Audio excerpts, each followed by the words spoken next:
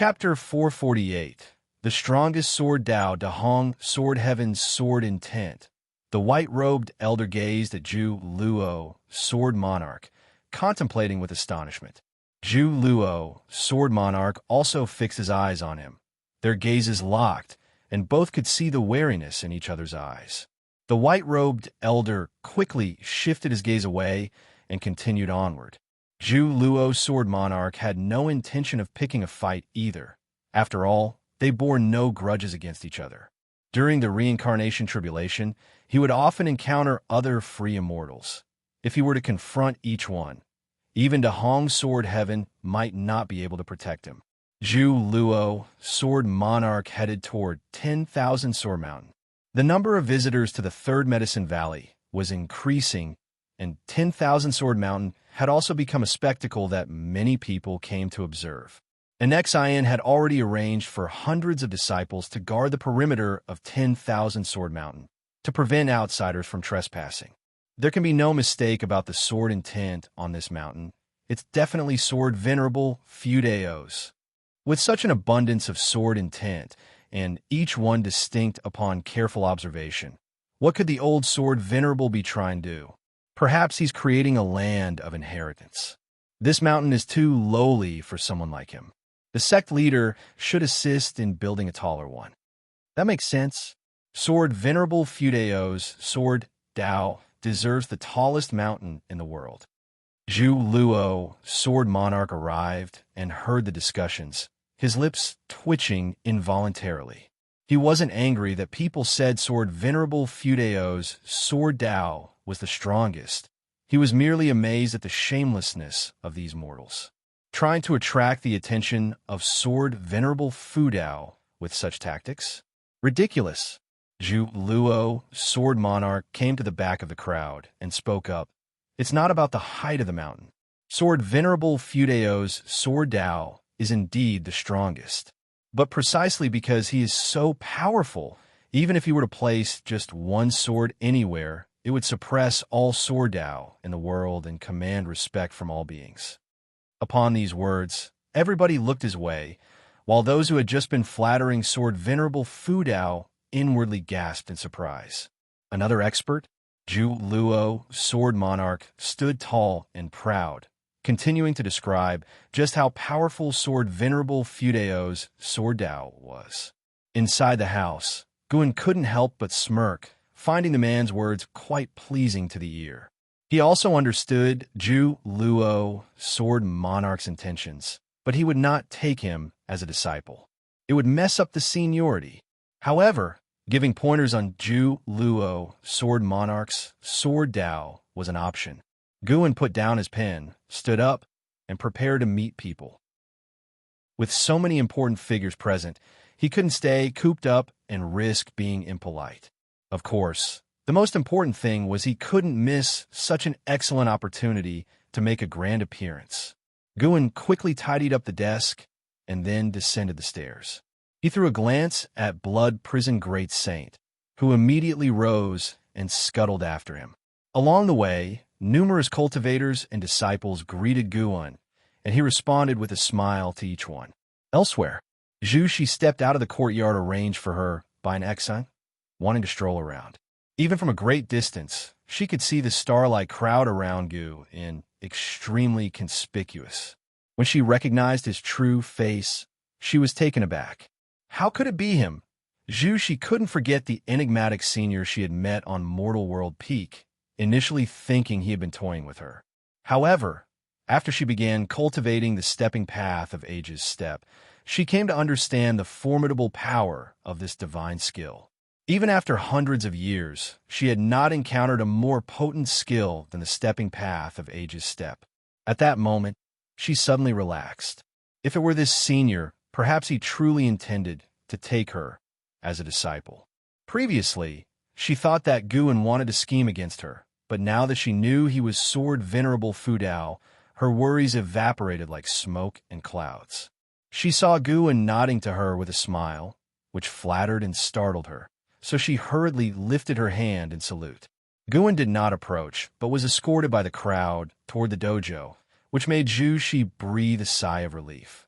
Facing Guin in public still put a lot of pressure on her. Now, she began to look forward to the upcoming life in Medicine Valley and the grand ceremony mentioned by the disciples of the valley.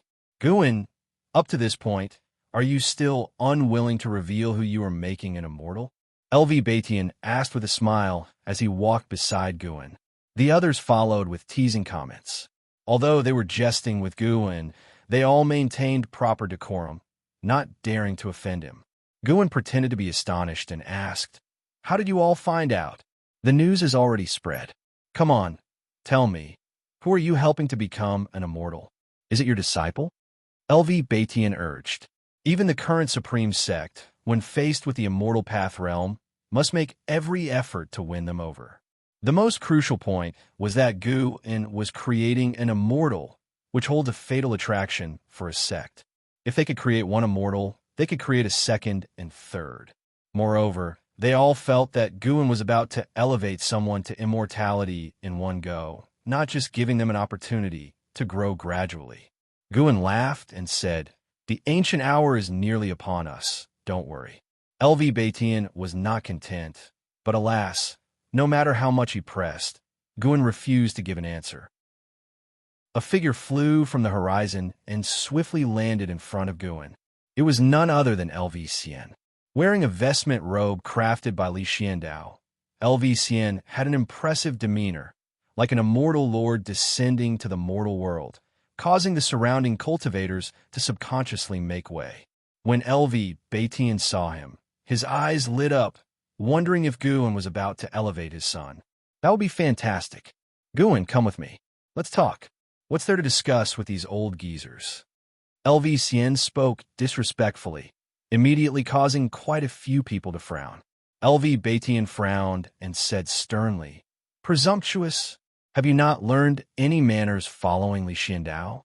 As the crowd used sound transmission to communicate, their displeasure dissipated upon learning that LV Xian was LV Batian's son. LV Xian's fame was no small matter, and he was among the top talents of the Supreme Sect. LV Xian, who had already reached the Mahayana realm, had a presence even stronger than that of an ordinary Mahayana cultivator. LV Xian ignored LV Batian, grabbed Guin, and started walking outside. Guin could only apologize to the others before following LV Xian away. After they left, the crowd began to congratulate LV Batian. Although he gestured for them not to speculate wildly, the smile on his face could hardly be concealed.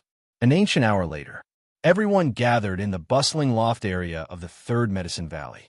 Guin stood on a hastily built platform, addressing the crowd. Looking down from the platform, the place was bursting with people. Zhu Shi, Su Jia, Wu Ju, Shun Zhen, and others were also among the crowd, curious to see how Guin would create an immortal. "I have prepared a grand ceremony for this spring festival. I thought I had hidden it well, but the news somehow spread. Yes, I am creating an immortal," Guin said with a smile, followed by good-natured laughter from below. Long Qing maintained a solemn face, pretending not to know who leaked the news. "Today, I want you all to witness the process of transcendence and hope it helps with your future cultivation," Guin stated earnestly as he scanned the crowd. He saw Ji Xiaoyu staring at him and even deliberately winked at her. Unfortunately, she did not respond. At this moment, Ji Xiaoyu was simply curious about how Guin was going to create an immortal. She even wished he would just start and spare them the idle chat. Guin spoke at length before finally getting to the point. He simply said, "Bull Demon King." As soon as his words ended, the Blood Prison Great Saint immediately leaped onto the stage from the side, proudly stepping towards Guin, enjoying everyone's gaze. The crowd below paid no attention to the Blood Prison Great Saint, assuming Guin had called him up for something unrelated to immortal creation. After all, what did a core formation realm demon creature have to do with becoming an immortal? Chapter 449. Is there a second person in the world? Blood Prison Great Saint arrived before Guin and reverently knelt down, as if he were about to prostrate himself. Seeing him maintaining such an attitude at this time warmed Guin's heart. His efforts in raising him had not been in vain. His name is Bull Demon King. Huh? Don't tell me there's also a son, Wukong? Huh. Don't underestimate him. He's quite cunning. Indeed, when I first touched his horns, he wanted to retaliate against me. Shush, you can't speak about such things. Why would you send a bull to do it, to kill him as a part of the celebration for immortal creation? The cultivators and disciples below spectated and speculated, some comments stirring the blood-prisoned great saint's fur to stand on end in anger. Guin didn't mind it, for the blood-prisoned great saint's attitude was inseparable from his own harsh words. Aside from Guin, nobody liked them, much like the white spirit rat. It was time to begin. That's what Guin thought, his eyes turning fierce. Under the watchful eyes of the crowd, Guin took out the fate-determining pen, allowing it to spin in his hand before gripping it firmly. The tip pointed at blood-prisoned great saint. Everyone's gaze followed suit, falling upon blood-prisoned great saint, unsure of what Guin was about to do. Today, I shall let my mount transform into the immortal realm. Everyone, watch closely. Guin's voice sounded, echoing through the third medicine valley. Upon hearing this, everyone's eyes widened in disbelief. He intends to elevate this demon bull to the immortal realm? Impossible. In that moment, even Zhu Luo, sword monarch, and the white-robed elder furrowed their brows. Ji Xiaoyu and Sun and Moon, Netherworld Emperor, likewise found it unbelievable. Their higher realms of existence made them acutely aware of how difficult it was to leap from the core formation realm to the nirvana realm. Even with great powers pouring in their essence or imparting cultivation levels, it was impossible. No matter how they looked at it, blood-prisoned great saint didn't seem like a great power reincarnated. There were no traces of reincarnation tribulation's cause and effect, nor any signs of a hidden stronger cultivation level. LV Batian was stunned, even found it ridiculous. Could this uncultured bull also achieve immortality? The crowd below fell silent, and before anyone could react, Guin wielded his pen, sprinkling ink onto the body of blood-prisoned great saint. Instantly, the seal of path of returning primordial spirit within blood-prisoned great saint dissipated, and he felt that long-lost power surge through him. His entire bovine body ignited. Primordial reincarnation skill, release. Blood-prisoned great saint roared inwardly. As he just released his Mayana realm aura, his cultivation level skyrocketed, causing his presence to burst forth like a flood breaking free, reaching the heavens. Boom! A terrifying aura erupted from within him, forming a pillar of flames that shot into the clouds, dispersing the accumulating mists and spreading fiery waves across the sky, plunging the third medicine valley quickly into crimson. Everyone looked up, even Zhu Luo, sword monarch, unable to remain composed. How is this possible? Zhu Luo, sword monarch's pupils quivered, a storm raging in his heart. Judging by blood-prisoned great saint's surging aura, this demon was likely to surpass the nirvana realm. From the core formation realm to a loose immortal in one go. How could this be? The path of cultivation could allow this? Zhu Luo, sword monarch, glanced again at blood-prisoned great saint atop the platform. Still, he detected no hint of reincarnation causality. Could this rascal have concealed his cultivation level? But that shouldn't be possible either. How could he not see even the slightest clue? Zhu Luo, sword monarch's mind was in turmoil. The white-robed elder, still trapped within the reincarnation tribulation, also watched blood-prisoned great saint in astonishment. Your Majesty, this is Sun and Moon Netherworld Emperor turned to Ji Xiaoyu beside him, hoping she could provide an explanation. Ji Xiaoyu took a deep breath, slowly exhaling a phrase. Baffling indeed. Such fortuity is beyond our comprehension. Su Jie, who also had encountered blood-prisoned great saint, stood dumbfounded.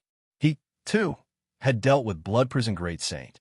Guin had wanted to prove himself because blood-prisoned great saint scoffed at his genius demeanor, telling him that for all his talent, there were countless others far more formidable than him. So, Su Jie thought Guin looked down upon him and had blood-prisoned great saint convey that attitude.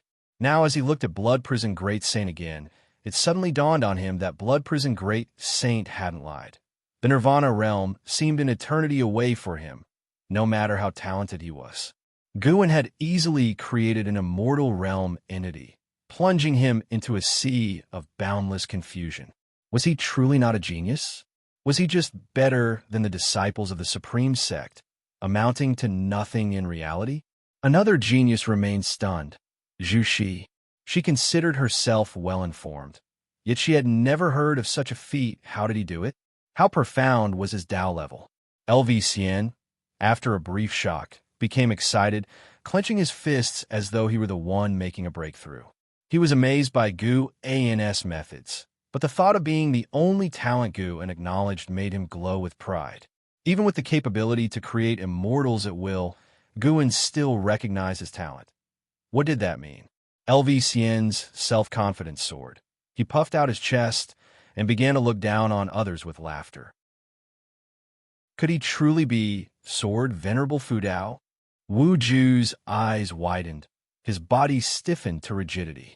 He had worked so hard for his Tao level, only to have it surpassed by the Blood Prison Great Saint in an instant, which made him question his life. Shun Zhen's gaze shone brightly as she stared at Guin, her eyes filled with infatuation. She most admired the Sword Venerable Fudao, and her favorite peer and friend was Guin. Even without the identity of Sword Venerable Fudao, she sincerely admired Guin's talent. When Guin's identity coincided with that of Sword Venerable Fudao, Shun Zhen's admiration and fondness for Guin reached its peak. The imposing aura of the Blood Prison Great Saint whipped up a gale that fluttered Guin's robe and hair. He turned his head to look at the Blood Prison Great Saint. The corners of his mouth lifted into a smile. This scene, witnessed by the crowd below, made him seem so vigorous and high-spirited. Could there be a second person in the world capable of scribing immortals? Everyone was shocked by Guin's methods, and the aura of the Blood Prison Great Saint disturbed the entire Supreme Sect as more and more cultivators flew toward the Third Medicine Valley. Jihan Tian came back to his senses and immediately went to stop other disciples from coming. Guin's methods were too unfathomable, and he felt they should not be exposed. Not only did he think this, but LV Baitian and the other higher-ups shared the same view. If news of this were to spread, could the disciples continue to cultivate peacefully? Surely a large number of disciples would come seeking Guin's favor upon hearing the news, and other sects would go crazy trying to please Gu, and LV Baitian also flew into the sky to take charge of the situation.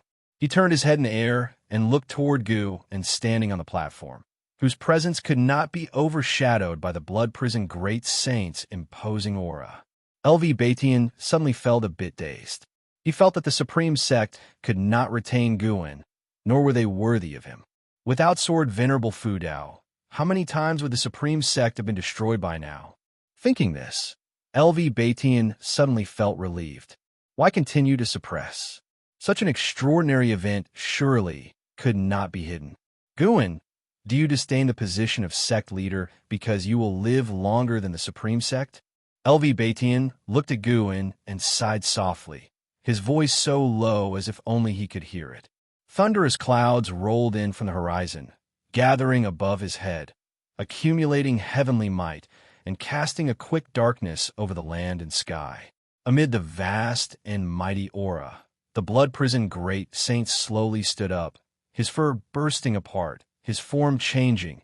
A blood-red robe appeared out of nowhere, wrapping around the bull's body before it had fully shape-shifted, aiding its transformation into human form.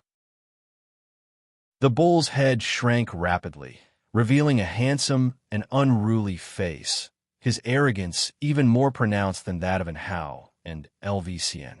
The once invincible Blood Prison Great Saint, who had dominated his own great heaven and earth, had returned. Underneath the mystic pure tree, a plump white spirit rat held a fruit, staring blankly at the figure of the Blood Prison Great Saint. The fruit fell to the ground unnoticed. An Xian stood at the edge of the platform, looking at the true form of the Blood Prison Great Saint, and secretly marveled. So this is what he looks like? Or is he imitating Master? But no matter how I look at it, Master is more handsome. Even with that bull's head donning a handsome appearance, it still seems punchable. Feeling the quickly intensifying aura of the blood prison great saint, and Zin's competitive spirit was spurred. One day, she would become stronger than the blood prison great saint, and she would even surpass her senior brother. And how? The heavenly tribulation was about to arrive, and all the people in the valley were not frightened by its might. They all stared blankly at the blood prison great saint. It was unclear who spoke first, but the third Medicine Valley instantly became like a pot boiling over, the clamor bursting forth, threatening to overturn the heavens. How is that possible? Has the demon bull really become an immortal? He is not just a disciple of Sword Venerable Fu Dao. He is Sword Venerable Fu Dao. My heavens! How'd he do it? Could it be that this bull was always an immortal? Immortal my ass. I've known the Bull Demon King for 500 years. Watching him nap every day. Can an immortal do that? That's right, this bull has indeed been around for a long time, not just a recent appearance. Everyone was immensely excited, fervently discussing the blood prison great saint, and Gu An's gaze turned towards the heavens, sensing a powerful presence rushing from the silent destruction domain. It was the aura of the heavenly demon, stronger than the Ju Luo, sword monarch, truly half a step into the Tao fruit realm. The heavenly demon emperor, interesting. Gu An's eyes sparkled, his thoughts playful. In the dim great hall, the sickly green candlelight flickered as if demons were baring their fangs and brandishing their claws. The Annihilation God Emperor sat cross-legged on a large cauldron, surrounded by a misty fog that faintly revealed swirling ghosts. His face remained pitch black as if a black hole, his true features unseen. Come in. The Annihilation God Emperor spoke, his tone indifferent. As his words fell, a surge of demonic chi bubbled from the darkness ahead, quickly approaching him. It was the Heavenly Demon Emperor. The Heavenly Demon Emperor stood in front of the cauldron, looking up at the Annihilation God Emperor perched above, and asked, Divine Emperor, are you waiting for a descendant of the Dragon Clan?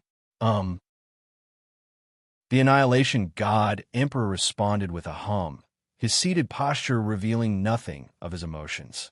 The Heavenly Demon Emperor asked, if you suspect that person is in the great heavenly spirit land, why not eradicate the great heaven and earth directly?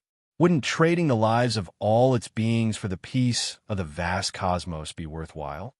The Annihilation God Emperor's head tilted slightly, as if he were looking at the Heavenly Demon Emperor.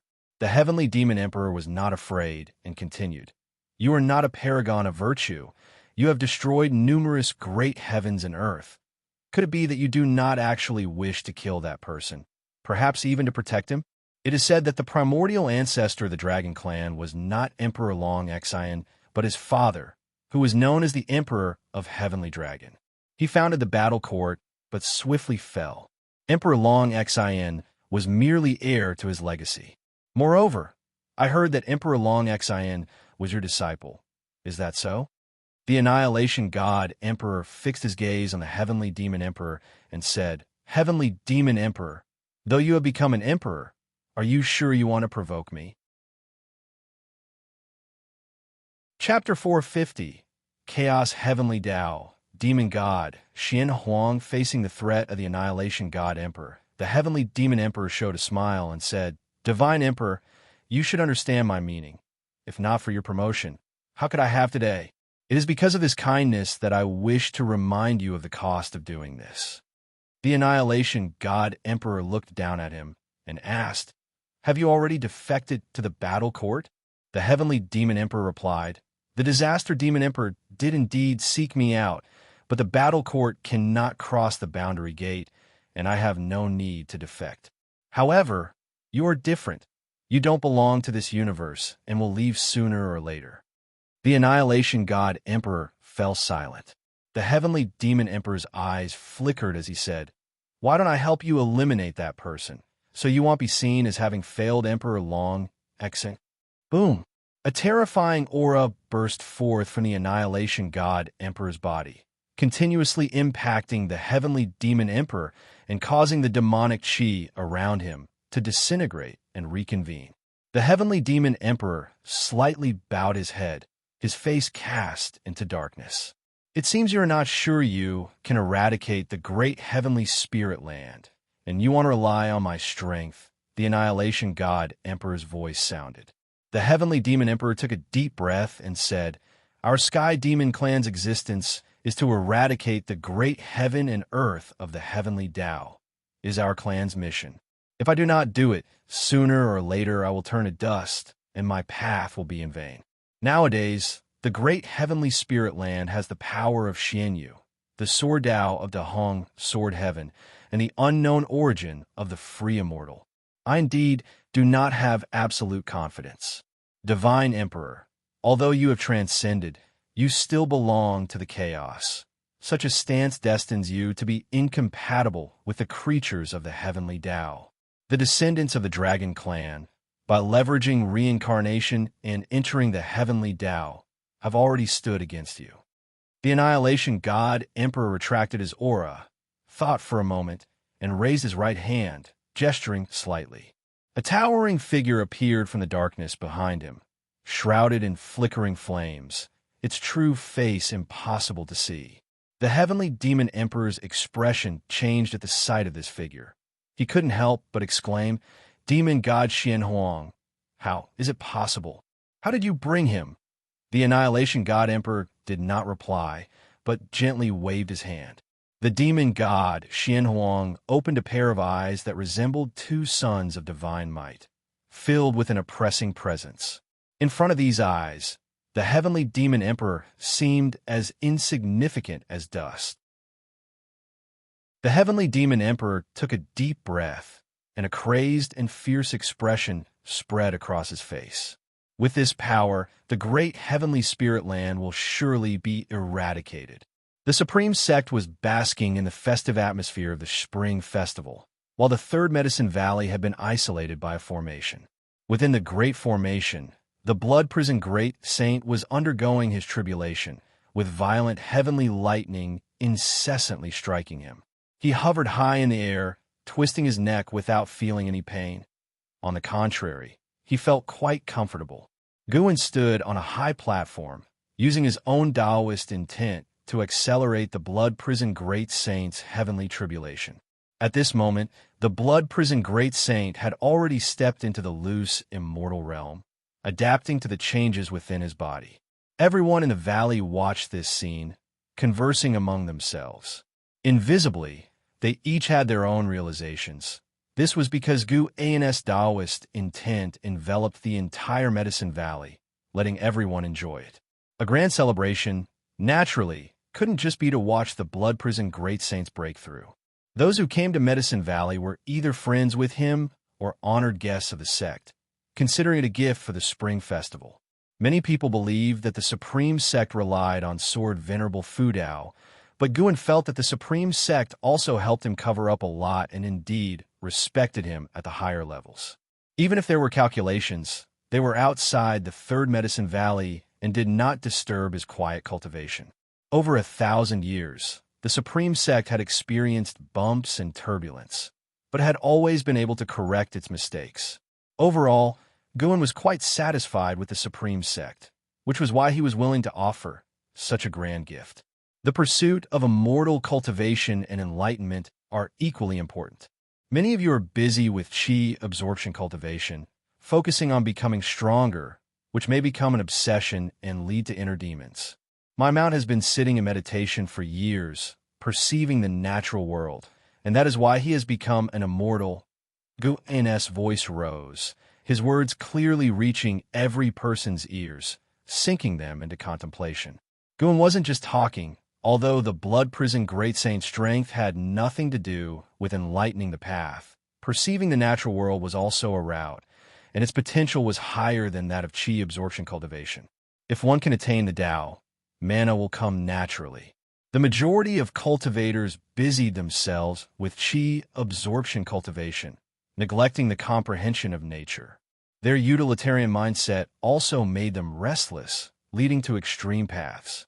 What Guan spoke of was not enlightenment like Wu Ju's, but rather the comprehension of the Great Tao. The Great Tao is omnipresent, and even a trace of realization is worth more than 1,000 years of arduous cultivation. Even without enlightenment, occasional meditation could soothe the restlessness in one's heart, making the journey ahead more stable. There's an old Chinese saying that haste makes waste, which also applies to the pursuit of immortality. Guan spoke gently, guiding all the guests with his Tao. Even the strong figures like Zhu Luo, Sword Monarch, and a man in white robe fell into deep thought. Su Jie stood among the crowd, feeling profoundly enlightened. In fact, over the years, he felt very impatient, with anger brewing in his heart. If not dispersed, it could become a heart demon in the future. Right now, listening to his master's voice, his heart fell into an unprecedented calm. It was a very comfortable sensation. Time flew swiftly. With Gu An's help, the Blood Prison Great Saint tribulation crossing process was extremely fast. As dusk arrived, the heavenly tribulation dissipated. The Blood Prison Great Saint successfully crossed the tribulation and became a loose, immortal realm first-layer being. He was able to leap directly over the Nirvana realm, thanks in large part to the medicinal herbs and elixirs that Gu An had invested in him over the years. Feeling the powerful cultivation level of the loose, immortal realm, the Blood Prison Great Saint had an urge to let out a long howl, but he restrained himself. He descended from the sky and landed in front of Guan, knelt on one knee, and with a fist in palm, saluted, "Thank you, Master, for your grace. I will forever serve by your side." His voice was loud and clear, causing many people to awaken. This public declaration also confirmed that his becoming an immortal was a gift from Guan. The thunderclouds in the sky hadn't yet dispersed, and the edges of the clouds were tinged with a reddish glow as nightfall approached. Guan helped the Blood Prison Great Saint up, and then turned to look at the audience below. Seeing that most of them had already awakened, he raised his hand and smiled. "Ladies and gentlemen, it is the New Year festival. Time to drink and be merry." As his words fell, an XN gestured with a wave of her hand, and a large number of Medicine Valley disciples started to move. Boom, boom, boom. Fireworks rose from the mountains at the edge of Medicine Valley, their thunderous sounds awakening everyone still immersed in the contemplation of the heavens and the earth. Suddenly awakened, they felt a sense of loss and even wished to recapture their previous experience. They started to seriously consider Gu An's words about comprehending nature. The New Year celebration at the Third Medicine Valley officially began, and Guan, accompanied by the Blood Prison Great Saint, stepped off the stage. He immediately found himself in the spotlight, while many surrounded the Blood Prison Great Saint, lavishing praises and asking him about his experience of becoming immortal. The Blood Prison Great Saint stood with hands on hips, full of vigor. He spoke openly about the power of a loose immortal. His gaze turned to the distance, where he fixed his eyes on the white spirit rat beneath the mystic pure tree, frightening it so much that it immediately burrowed underground, vanishing from sight. The Blood Prison Great Saint cracked a grin, his horned and blood-red hair making him look like an Azura in this world, his smile eerily thrilling. Chapter 451 Heavenly Tao Theory. The Spring Festival at the Third Medicine Valley was a great success, with everyone drinking through the night, sharing stories, and growing closer. Guan was quite busy that evening, and even though he appeared enthusiastic, he could sense that everyone was acting reserved around him, except for an Xian and Shenzhen. Even Wu Ju had changed from before. Perhaps this was the downside of being too powerful. Guan stood by the window, watching his friends leave one after the other. The morning sunlight glowed, making his departing friends seem as if they were leaving wrapped in a rosy dawn. After a while, Guan turned back, went to his desk, and began to write about mind cultivation because last night, LV Baitian had expressed a desire to establish a method of heart cultivation and disseminate it throughout the Supreme Sect to help its disciples have a firmer path ahead. Guan hence offered many suggestions, such as uniform teaching of cultivation by the master to avoid neglecting any disciples due to a lack of close relations.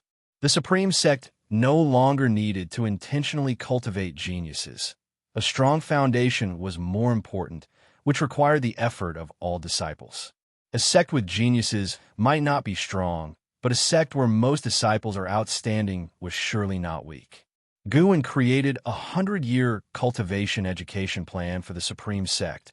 Every disciple upon entry would unconditionally receive 100 years of cultivation techniques and spell guidance from the sect, unless they violated the rules, ensuring each disciple would possess notable strength and become eligible cultivators.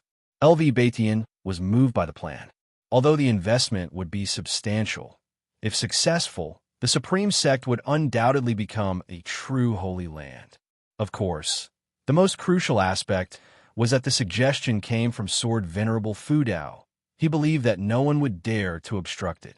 If resources were lacking, those families would surely rush to donate, meaning the plan would certainly succeed if they desired it. I wonder how long the supreme sect will last, but taking care of the majority of the disciples' lives is also amassing good karma. Guin murmured to himself, feeling content. He now cared more about intangible things than benefits. Having inherited many reincarnation lives and gained many insights, he wanted to distill insights from his own life.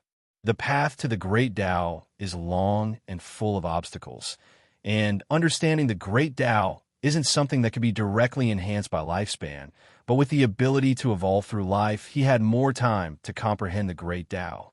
A spring breeze blew in from the window, swaying a green flower on the small altar on the table. The green flower trembled, as if years were beckoning, reminding all living beings that youth, once gone, never returns. Time flies, and a century passed. One day, Guin strolled through the streets of the outer gate city, followed by the blood prison great saint, whose shape-shifted form was tall and imposing, his fierce gaze capturing attention. Yet, many people looked not at him but at Guin. People greeted Guin warmly along the way, and he nodded in response, while the disciples who had never met him asked others about him. That's the Valley Master of the Third Medicine Valley, Guin. It's suspected that he's Sword's Venerable Fu Dao. What? He is the rumored Sword's Venerable Fu Dao? It's unclear, but I remember he is supposed to be the disciple of Sword's Venerable Fu Dao. Anyhow, he represents him. The 100-year mentorship was his proposal. You younger generations should thank him. Otherwise, entering the sect without talent would have made pursuing Taoist sorcery dependent on connections or fighting it out. The 100-year mentorship was his idea? Then he indeed deserves such treatment. We've all benefited from his grace. Wherever Guin went, nearby people discussed the 100-year mentorship. The Supreme Sect implemented this initiative swiftly, spreading it throughout the land and overseas. Even disciples from other sects praised the Supreme Sect for the great sect spirit, with some wanting to learn from it, but facing internal resistance. Within the same sect, not all those in power wanted their disciples to prosper, valuing their own interests more. The 100-year mentorship touched on these interests. How could they agree? For a time, the conflict between families and sects played out everywhere, some resulting in bloodshed, while others had undercurrents. The world was still in chaos, but Guin could not be concerned with the whole world. Managing the Supreme Sect was impressive enough. Name, Guin, lifespan, 1/100/3, 391, 514, 220, physique, mixed yuan, Dao, golden body, cultivation level, perfect Xian yuan zizai, immortal realm, 33 billion years of lifespan. Guin felt very satisfied. Time seemed to be passing faster for him. He did not go to develop or expand Medicine Valley, but to seize more lifespans. It had to be done by his original self. Puppets and avatars would not suffice. In the absence of hatred, there was no need for him to focus all his energy on seizing lifespans. Moreover, the bigger his movements, the more likely he would draw greater crises. At present, the increase in his lifespan satisfied him. He could steadily acquire lifespan and still have time to enjoy life. Such an immortal cultivation life could not be more wonderful. Since the blood prison great saint had recovered his cultivation level, he began to understand the pleasures Guin indulged in. A mundane life was not necessarily dull, and fighting and killing should not encompass all that immortal cultivation entailed. Seeing Guin enter the book collection hall, the blood prison great saint didn't follow him in, but instead wandered around in front of the hall's entrance. With long horns on his head and draped in blood-colored hair, his presence attracted attention wherever he went.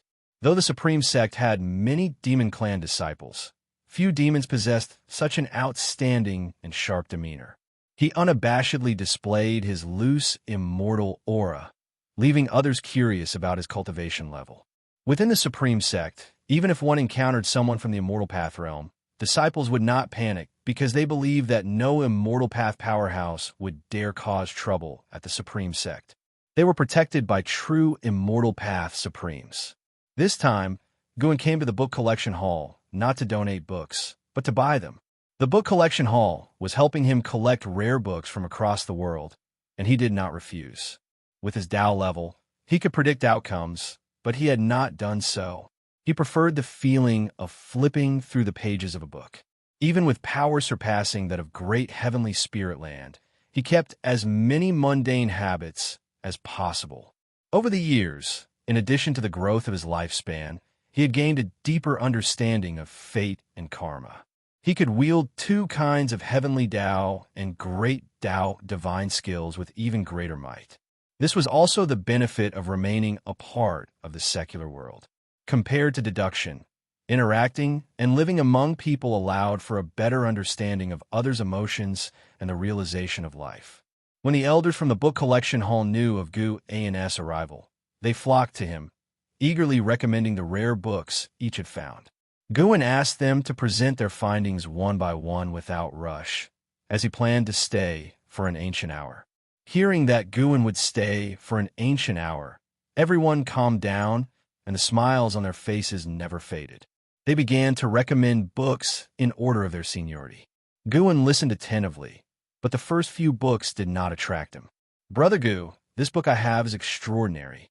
Its origin is unknown to anyone. It suddenly appeared overseas and has been praised by many. Some say this book can predict the future," said an elder while presenting a blue-covered book mysteriously. Guin looked at the book's cover and saw 3 words: Heavenly Tao Theory. Guin raised his hand and drew the book into his grasp. The elder was not surprised, accustomed to his methods, and continued to introduce the commotion that Heavenly Tao Theory had caused. Guin was captivated from the first page. Heavenly Tao. All living beings perish for the Heavenly Tao. The great Tao perishes for the Heavenly Tao. Was this a book criticizing the Heavenly Tao?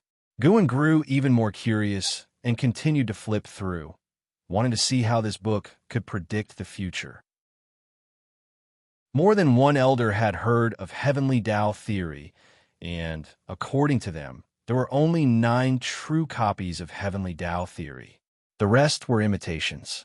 To possess Heavenly Tao Theory was to gain extraordinary power, but it could also bring misfortune, leading to death and the annihilation of one's Tao, an unpredictable revival. After a long time, Guin closed the book and smiled. "This book is good. They'll take it. In the future, if there is more Heavenly Tao Theory, you can keep it for me." The elder beamed upon hearing this, patting his chest and readily agreeing. He did not request any compensation.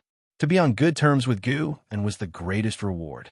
To call oneself a friend of Guin within the Supreme Sect, who would dare to disrespect him? If someone dared to impersonate, cultivators would come knocking on their door. It was said that the Supreme Sect had established a dark hall, which included oversight of such matters to prevent anyone from tarnishing the reputations of Guin or Sword Venerable Fudao. Guin asked them to bring out all the books they had prepared for him. He couldn't waste their kindness. Finally, Guin left the book collection hall with everyone accompanying him. Seeing Guin emerge, the blood prison great saint immediately hurried over. Guin glanced at him and said, "You are already a loose immortal. Don't bother with him." The blood prison great saint, who had just purchased a curious treasure, gave an awkward smile and coughed. "I was just playing with him. I see him as a kid." Why would I bully him? The child he referred to was the white spirit rat. Chapter 452. Surpassing the 9 heavens of Immortal path. After Guin spoke up, the blood prison great saint abandoned his plan to scare the white spirit rat. He wasn't upset. If Guin cared so much for the white spirit rat, he would naturally do the same for him. Guin continued wandering around the outer gate city until dusk, and before leaving, the blood prison great saint voluntarily transformed into a bull demon to carry him away. The blood prison great saint had not forgotten his duty as a mount, and although Guin told him it wasn't necessary, he insisted on doing it. He wasn't foolish. If Guin said he didn't need him to be a bull, and he actually believed it, Guin could easily find another bull to replace him the next day. Guin was very pleased with the blood prison great saint's attitude. He could guess what the blood prison great saint was thinking. Indeed, with Guin's current capabilities, finding a mount was easy, and he wouldn't even have to look for one himself. People would rush to offer one if they saw he needed it. Guin wouldn't force the blood prison great saint, but if the blood prison great saint wanted to stick by him, he wouldn't reject him either. At least by following him, his efforts wouldn't be in vain. Sitting on the back of the bull, with the breeze on his face, Guin took out the heavenly Tao theory again and continued to read. Although the book was a copy, through its words, Guin could feel a special Taoist intent. If it possessed Taoist intent, it likely meant its creator was in the Tao fruit realm. There were many great heaven and earth realms beyond the outer heaven, and Guin had even sensed the presence of the Taoist hidden immortal, though it was deeply hidden and fleeting. He hadn't yet encountered the Xian Yuan Zizai Xian. The heavenly Tao theory didn't just appear by chance. After deducing, Guin found that it descended around the world in the same year, indicating that some powerful entity had set its sights on the great heavenly spirit land. Now there were more than 10 free immortals within the great heavenly spirit land. They fought subtly in the shadows, and though they occasionally met, they moved their combat to the outer heaven without disturbing the world situation. The emergence of another Taoist hidden immortal didn't worry Guin. It posed no threat. Besides, he had already started planning his next breakthrough. The blood prison great saint wasn't flying fast. By the time they reached the third Medicine Valley, the moon had already risen. Upon landing, Guin didn't go inside. Instead, he walked towards a distant courtyard. The number of disciples in the third Medicine Valley exceeding 5,000 had forced an XIN to establish a set of criteria for those who wished to stay. Thus, nowadays, the real challenge wasn't finishing one's training, but managing to remain. Of course, this set of rules was for new disciples after its implementation, although the older disciples could choose to stay as well, and Guin still treated them the same as before. Along the way, Guin continuously responded to the disciples' salutations. He arrived at that quiet courtyard, sensing Zhu she was cultivating inside. He surveyed the courtyard, then walked to the door and raised his hand. The door was knocked, and soon Zhu she opened it. Seeing Guin, she immediately bowed. "May I come and chat with you?" Guin asked with a smile. Upon hearing this, Zhu she hurriedly stepped aside, inviting Guin inside. Having known him for 100 years, she respected Guin deeply and wasn't worried he might harm her. She thought that if Guin were hypocritical, he couldn't possibly maintain it for so long, especially not a great power cultivator interacting with others daily. Could he continue to behave with such equality? Moreover, from Guin's perspective, there was no need to pretend. He could now make the whole world submit to him. Who could stop him? Compared to reckless strongmen, Zhu she admired Guin more, a man who could restrain his emotions and desires. Guin entered the room and noticed Zhu Zai's room was clean and simple, with no excessive furnishings, and a refreshing fragrance wafted through the air, refreshing the senses. Guin took a seat at the table, and Zhu she closed the door and began to pour him tea. After exchanging pleasantries for a while, Zhu she sat opposite Guin and asked, "Master, is there something you need?" She was now a disciple of the third Medicine Valley, and it was only proper to address Guin as her master. Guin smiled and asked, "Did you recently acquire a book?" Zhu she, puzzled, inquired, "What book?" "Heavenly Tao Theory." Upon hearing this, Zhu Zai's expression changed slightly. She immediately took out a copied version of the Heavenly Tao Theory and asked, "Is it this book? Master, do you want it?" Previously, when Guan was calculating the Heavenly Tao Theory, he deduced that one of the true copies was in Zhu Zai's possession, which he had found by chance during an outing several months ago. But such coincidences were too many. Guan did not take the Heavenly Tao Theory from her hands, but rather said slowly, "Zhu Shi, I have actually known what kind of person you are for a long time. I noticed you back when you were still at the Moonfall Divine Lake. You liked to steal medicinal herbs." Zhu Shi widened her eyes and instinctively stood up and stepped back. Guan stared at her and said, "You are wary of everyone, so I did not expose you. The reasons I accepted you as a disciple were firstly because of your talent, secondly because you had not committed grave evils and there was still hope for you, and I can provide you with endless medicinal herbs. However, I also need you to trust me. The reason I focused on you early on was only because of your unique physique. Have you always wanted to know the origins of your bloodline?" Hearing this, most of Zhu Zai's panic dissipated. She cautiously approached the table and said, "Master, I have not stolen any medicinal herbs within the Third Medicine Valley." What she said was true because the treatments in the Third Medicine Valley were good. The words an Xian had previously spoken to her alone had spread, and many families were trying to win her over, thinking she might become the direct disciple of Sword Venerable Fudao. Guan said, "I know, so I never questioned you. Today I sought you out because this book, Heavenly Tao Theory, is extraordinary and could bring trouble to both you and the Third Medicine Valley."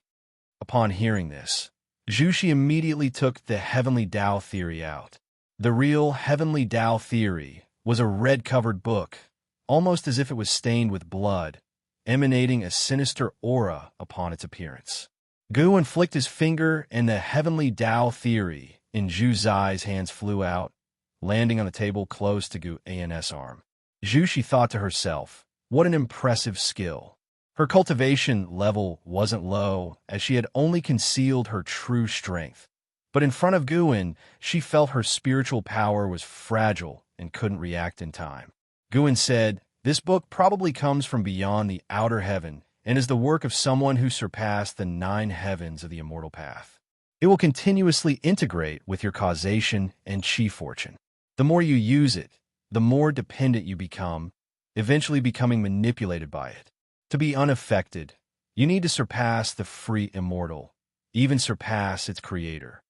Surpass the 9 heavens of the Immortal Path?" Zhu Shi, frightened to pallor, cautiously asked, "Master, what should I do?" Guan smiled and asked, "Do you like this book?" "I do know. I just like its power," Zhu Shi honestly replied. She had mistakenly thought it was an Immortal Path supreme treasure, which is why she had hidden it so carefully. Guan smiled and said, "I can let you keep it, but you mustn't use it. It'll teach you how to control its power, and if any entity tries to contact you, you must tell me." Zhu Shi agreed without hesitation. She had no reason to side with the entity behind the Heavenly Tao Theory. Chapter 453. Demon God descends to the world. Guan saw that Zhu Shi agreed, then pushed the Heavenly Tao Theory towards her. She did not pick it up immediately, but instead looked at Guan and asked, "Master, do you truly know my lineage?" Guan replied, "Actually, your background is quite ordinary, and there are no karmic entanglements entwined with you.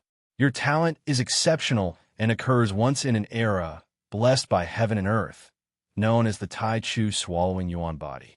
Tai Chu Swallowing Yuan Body. Upon hearing these 5 words, Zhu Shi fell into a daze, inexplicably accepting this name as though awakening distant memories. Guan encouraged, "Cultivate diligently. One day, you will stand at the pinnacle of the Immortal Path and become the person you currently admire, or even surpass them." Hearing this, Zhu Shi wanted to ask, "Can I surpass you?" She was not ignorant of decorum to such an extent. She only dared to think it in her heart. Guan began to inquire about Zhu Zai's cultivation struggles. Lowering her guard, she started to discuss her cultivation woes.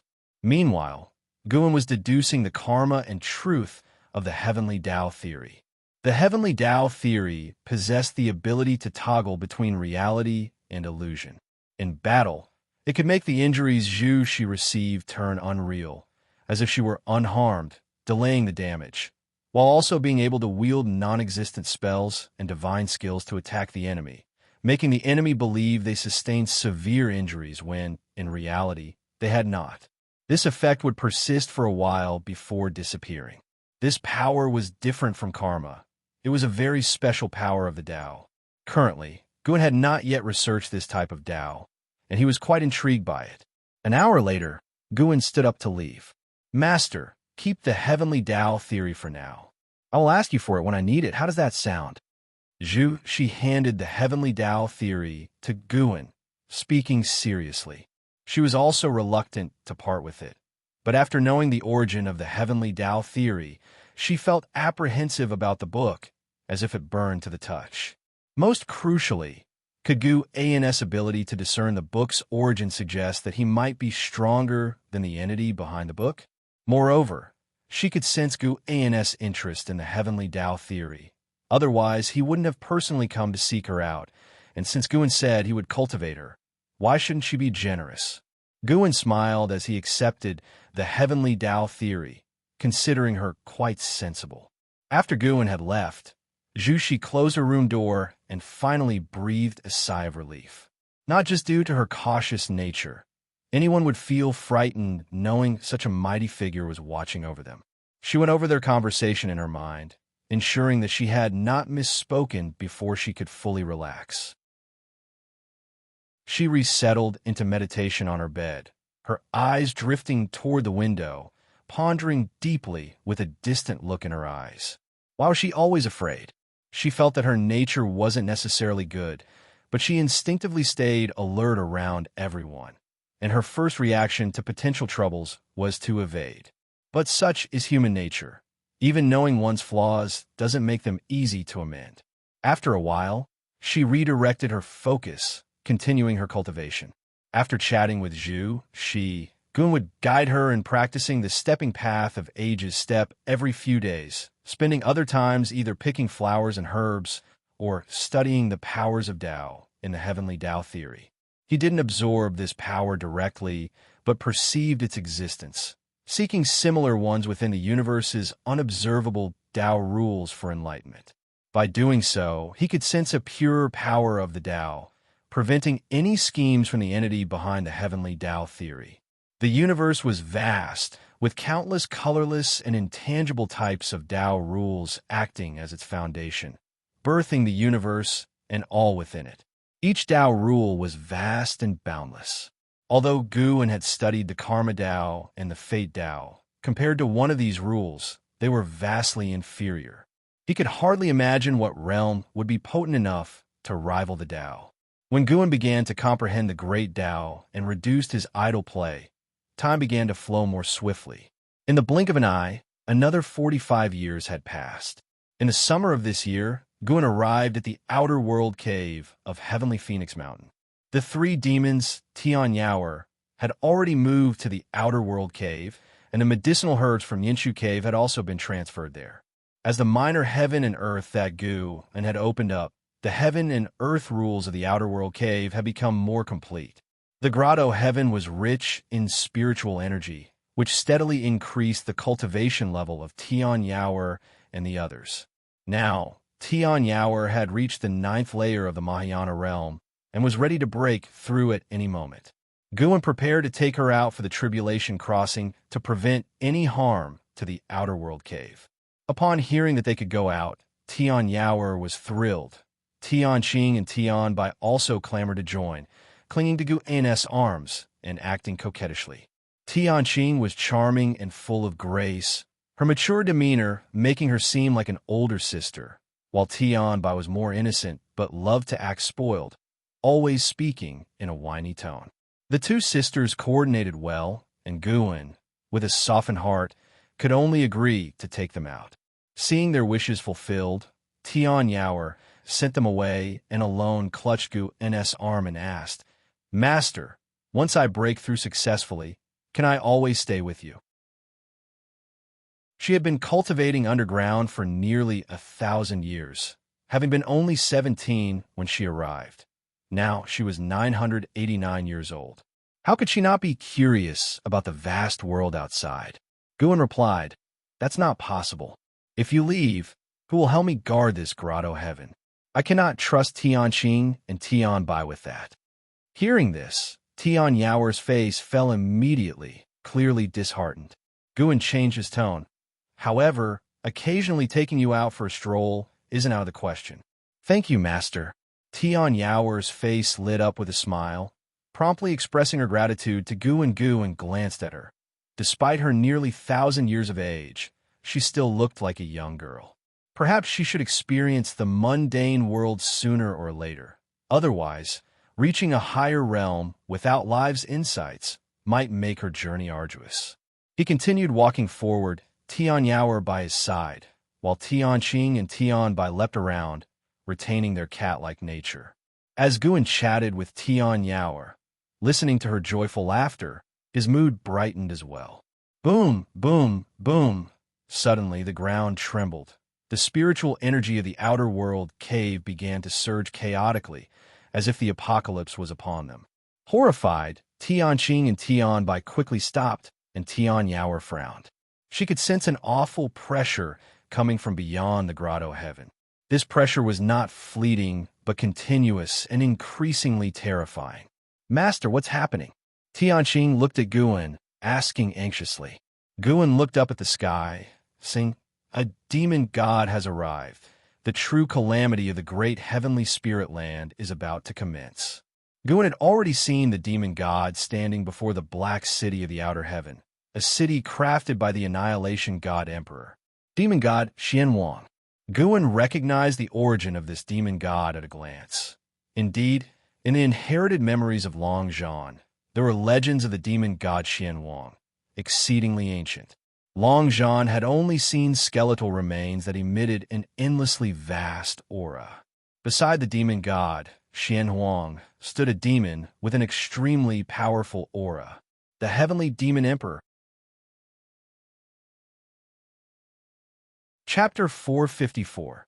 The extreme lifespan of heaven and earth. Gu and remembered the sky demon great emperor because of Ji Xiaoyu. The sky demon great emperor had a grudge with Ji Xiaoyu, and Ji Xiaoyu's original self had lost to him several times.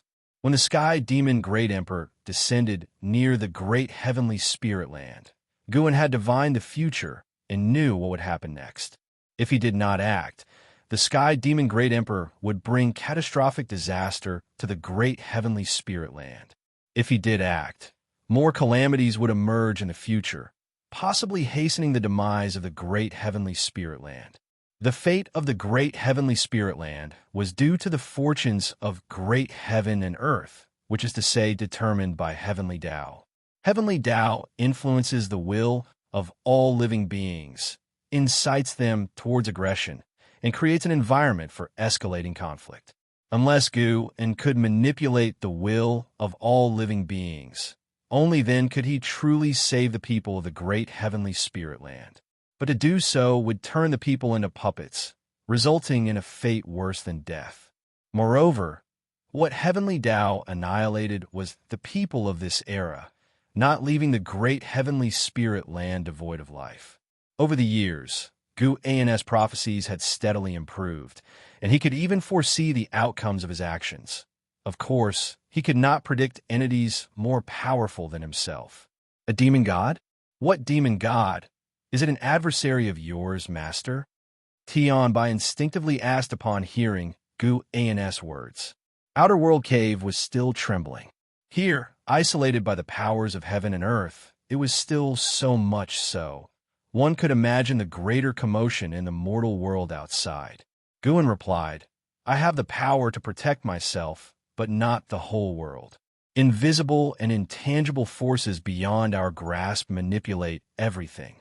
Immortal cultivation is about breaking free from such powers." Upon hearing this, the three demons fell into contemplation. Tian Yaoer cautiously asked, "Then can I still go out to break through?" Guin smiled. "Of course you can. In a few days, they'll take you there." Worry vanished from Tian Yaoer's face, replaced by excitement.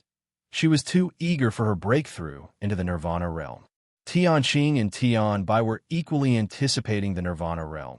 Yet with lesser talent than Tian Yaoer, their breakthrough would require hundreds more years of waiting. Boom! The earth shook, and even the supreme sect was seized with panic. Ji Xiaoyu stepped out of her house and looked up at the sky. Billows of black qi cascaded down from the zenith, sweeping across the sky with overwhelming oppressiveness, as if the demon world had descended. She sensed a presence and frowned. Sun and Moon Netherworld Emperor appeared at her side, his expression solemn, and said, "He has come." He did not need to name the one he referred to. Ji Xiaoyu already knew. Inside Medicine Valley, everyone was discussing the strange phenomena in the sky. Disciples who had been meditating indoors came out, and chess players in the dojo lost interest in their game. Taking advantage of the situation, Nine-Finger Divine Lord altered the chessboard, then frowned at the sky. The surging black qi rolled tumultuously, like a sea pouring down from the sky, stunning all observers. The sound of a dragon's chant rose sharply and incessantly. Before any could see the dragon's shadow, other roars and piercing cries followed. In outer heaven, massive divine beasts had been battling for the great heavenly spirit land for 7 days, supported by the Holy Court and the Immortal Dynasty in a vast effort. Above the great heavenly spirit land, giant black whirlpools appeared one after another, with ceaseless heavenly demons flying out. In the distant beyond, a colossal and terrifying figure approached, wreathed in waves of fire akin to dragons coiling around him, each step capable of shaking the cosmos into void. He seemed like the most ancient demon god from the dawn of the universe, exuding an endless and vast aura. The tremors beneath his feet were visible to the naked eye, as if the Tao itself was being shaken. His appearance immediately brought to mind obliteration, striking extreme dread and awe. Whether it was cultivators of the Holy Court or immortal spirits of the Immortal Dynasty, looking at his arrival, they all instinctively felt terror. He was the demon god, Xianwang. On his shoulder was yet another figure, appearing tiny as dust, indeed the Sky Demon Great Emperor. The Sky Demon Great Emperor stood with his arms folded across his chest, looking mockingly toward the great heavenly spirit land. A beam of golden light burst from within the great heavenly spirit land and came to a stop, revealing a figure. It was Yang Xian Emperor, with a golden wolf floating behind him, emanating rays of brilliant golden light, more dazzling than the sun. Yang Xian Emperor looked towards the distant demon god Xianwang, his eyes filled with wariness. He felt immense pressure. The Holy Minister, another free immortal, also made his appearance among the Holy Court's ranks. He was rapidly calculating, and the more he inferred, the grimmer his expression became. "Ladies and gentlemen, it's been a while. Why do I not see Xingtian?" The voice of Sky Demon Great Emperor echoed through the void, reaching the ears of the great cultivators of the Holy Court and Immortal Dynasty, free immortals and divine thought true immortals, all showing a sudden change in expression, making it clear they all knew of the Sky Demon Great Emperor. Sky Demon Great Emperor, a holy god, ground his teeth and spoke, his expression unsightly to the extreme. Boom! Another thunderous roar erupted, deafening, startling the cultivators of the Holy Court and immortal spirits of the Immortal Dynasty to turn their heads. In the boundless and spectacular great heavenly spirit land, an explosion devastated a continent, scattering the sea of clouds, and terrible demonic chi surged like a fountain towards outer heaven. An immortal spirit of the Immortal Dynasty contorted his face hideously and gritted his teeth as he cursed. "Sky Demon Great Sect. I've said it before, we should have joined forces with the Holy Court back then to wipe them out." With demon god Xianwang and the Sky Demon Great Emperor pressing in from the outside, and the Sky Demon Great Sect ravaging all living beings at the opportune moment, the Holy Court and the Immortal Dynasty both felt immense pressure. The countenance of Yang Xian Emperor also turned icy as his gaze fell upon the Holy Minister. The Holy Minister likewise looked at him. Their eyes met, and then both turned their attention to demon god Xianwang. Guan returned to the third medicine valley, walking towards the mouth of the valley. Looking up, it seemed as though dusk had arrived. Dark clouds churned and crimson glows spread, countless meteors trailing fire as they smashed into the distance. A poignant yet spectacular scene. The Supreme Sect had already activated the protective formation of the sect, and, at the edges of the Taitsong continent, a grand formation rose from the ground, a formation purchased from overseas by the Taitsong dynasty. It took 200 years to succeed in its deployment, but once complete, it could protect the entire Taitsong continent. Thanks to this action, Li Xiandao won the hearts of the people. No sooner had Guan entered Medicine Valley than he was surrounded by numerous disciples. Master, what's going on? Could it be that the conflicts between the great sects have reached our Taitsong continent? Foolishness! This commotion is clearly coming from outer heaven. It must be the heavenly demons attacking. Nothing like this has happened for hundreds of years. This time, the Supreme Sect might be affected. Master, your Tao level is high. Tell us. Faced with the disciples' barrage of questions, Guan replied, Indeed, it's a great tribulation of heaven and earth. What came before were just minor scuffles. This is the real calamity. But the Supreme Sect shouldn't be threatened in the short term. You should continue your cultivation. Marveling here is in vain. Hearing his words, the disciples all felt awkward and dispersed. Guan continued onwards, when Zhu Luo, Sword Monarch, approached him and asked, Senior, do you know the origin of the demon god from outer heaven? Guan stopped in his tracks and looked at him, asking, Do you know? Then tell me. Zhu Luo, Sword Monarch, took a deep breath and said, That is the demon god Xianwang. This was his observation from staying in the Third Medicine Valley for so many years. Guan arrived at the base of the building, noticing Ji Xiaoyu and Sun and Moon, Netherworld Emperor, still engaged in observation. He raised his hand to greet them. Ji Xiaoyu looked at Guan and said, It seems this life of mine is coming to an end. Guan stopped and asked with surprise, Why? You're not from the great heavenly spirit land, so you shouldn't feel such a great sense of responsibility, right? Ji Xiaoyu replied, The Sky Demon Great Emperor is a sworn enemy of my original self. When he appears, the power of the primordial Taoist talisman also stirs, eager for a confrontation. The Sun and Moon Netherworld Emperor stood by, silent. He had long hoped for Ji Xiaoyu to end this life, but the differences in seniority kept him from acting rashly. Guan narrowed his eyes, asking, Do you have any regrets or wishes then? There was no sadness in Ji Xiaoyu's eyes, only calm. She looked at Guan and asked, In this life and the previous one, am I different to you? Chapter 455. Saving the world, of course there are. Although it's the same person, when interacting with him, I feel like they are two completely different people. Guan seriously responded, which was indeed what he thought. However, each Ji Xiaoyu had the same soul. It was only due to the discrepancies caused by lost memories and new experiential memories that different emotions emerged, yet he couldn't divide Ji Xiaoyu's soul in two. Reincarnation Path Emperor would reincarnate with his own soul, rather than splitting his soul or reincarnating through an avatar. What Guan spoke of were his feelings at the moment, his true feelings.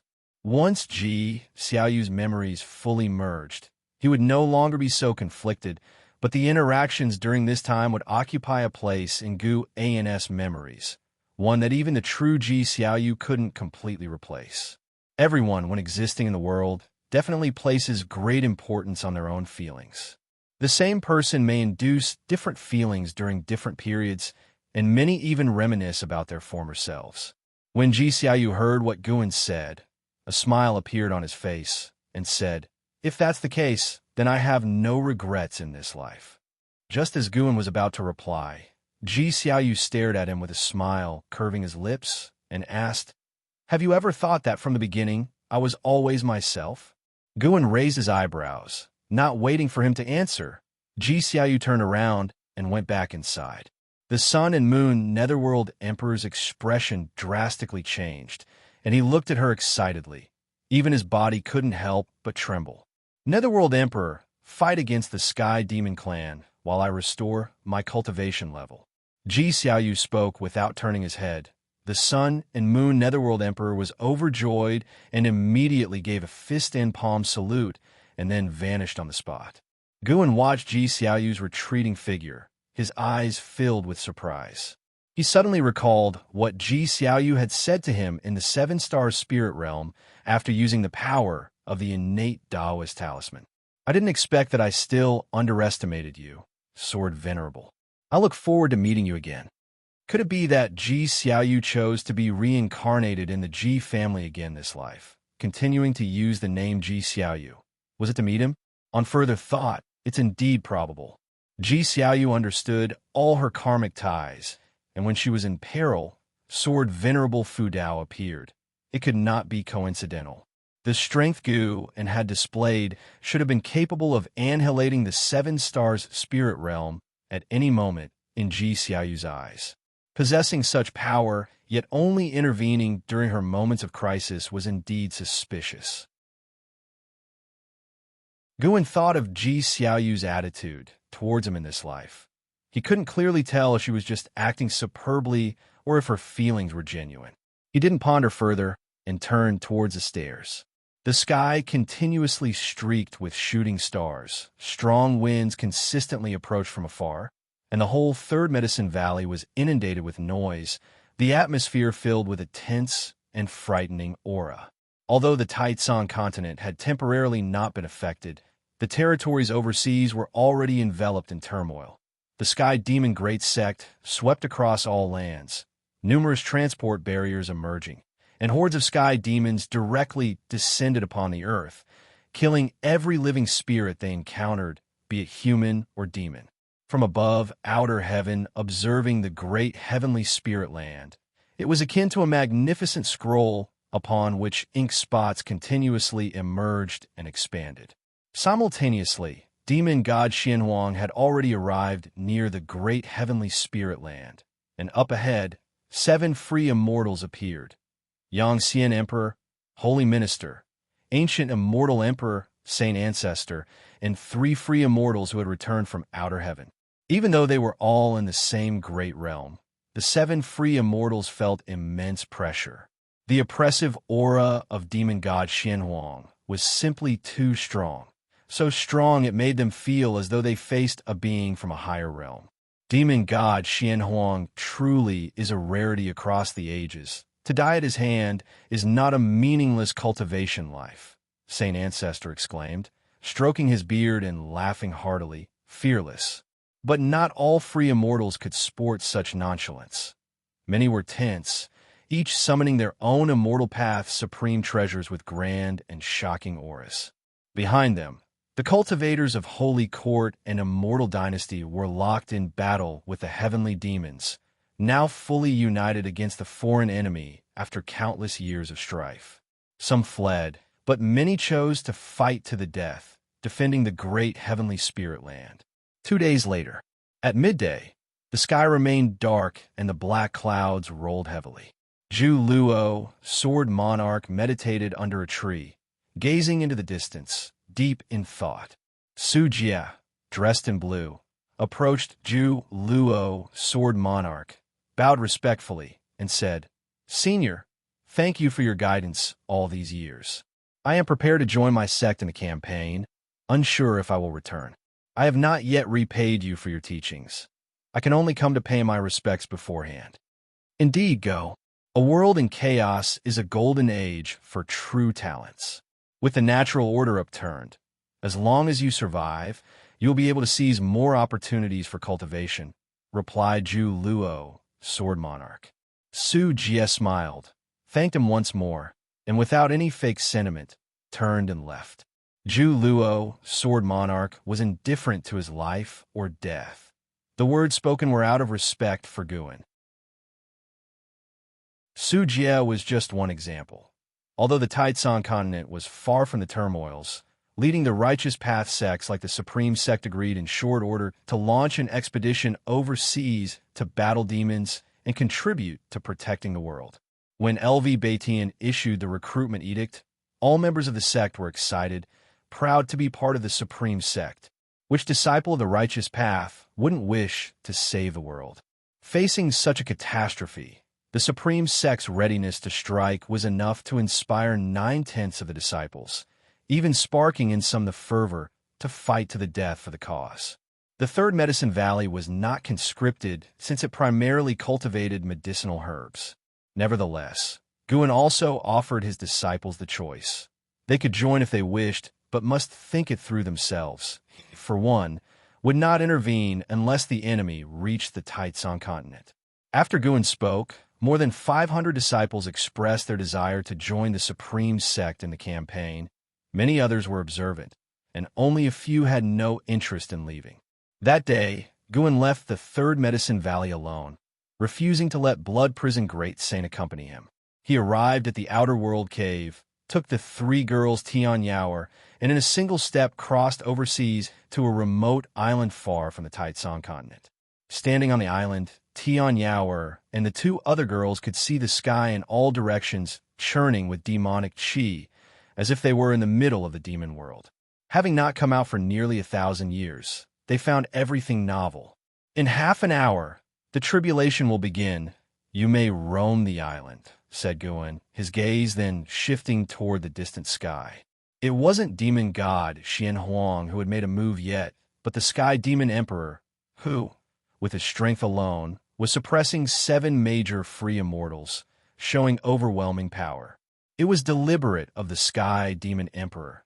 Guan could feel the morale of the demon side continually rising, while the Holy Court and Immortal Dynasty, after 2 days of bloody combat, were losing their will to fight and now struggled out of instinct. Guan noticed that the layer of heavenly Tao light in the outer sky was weakening, sparking his interest.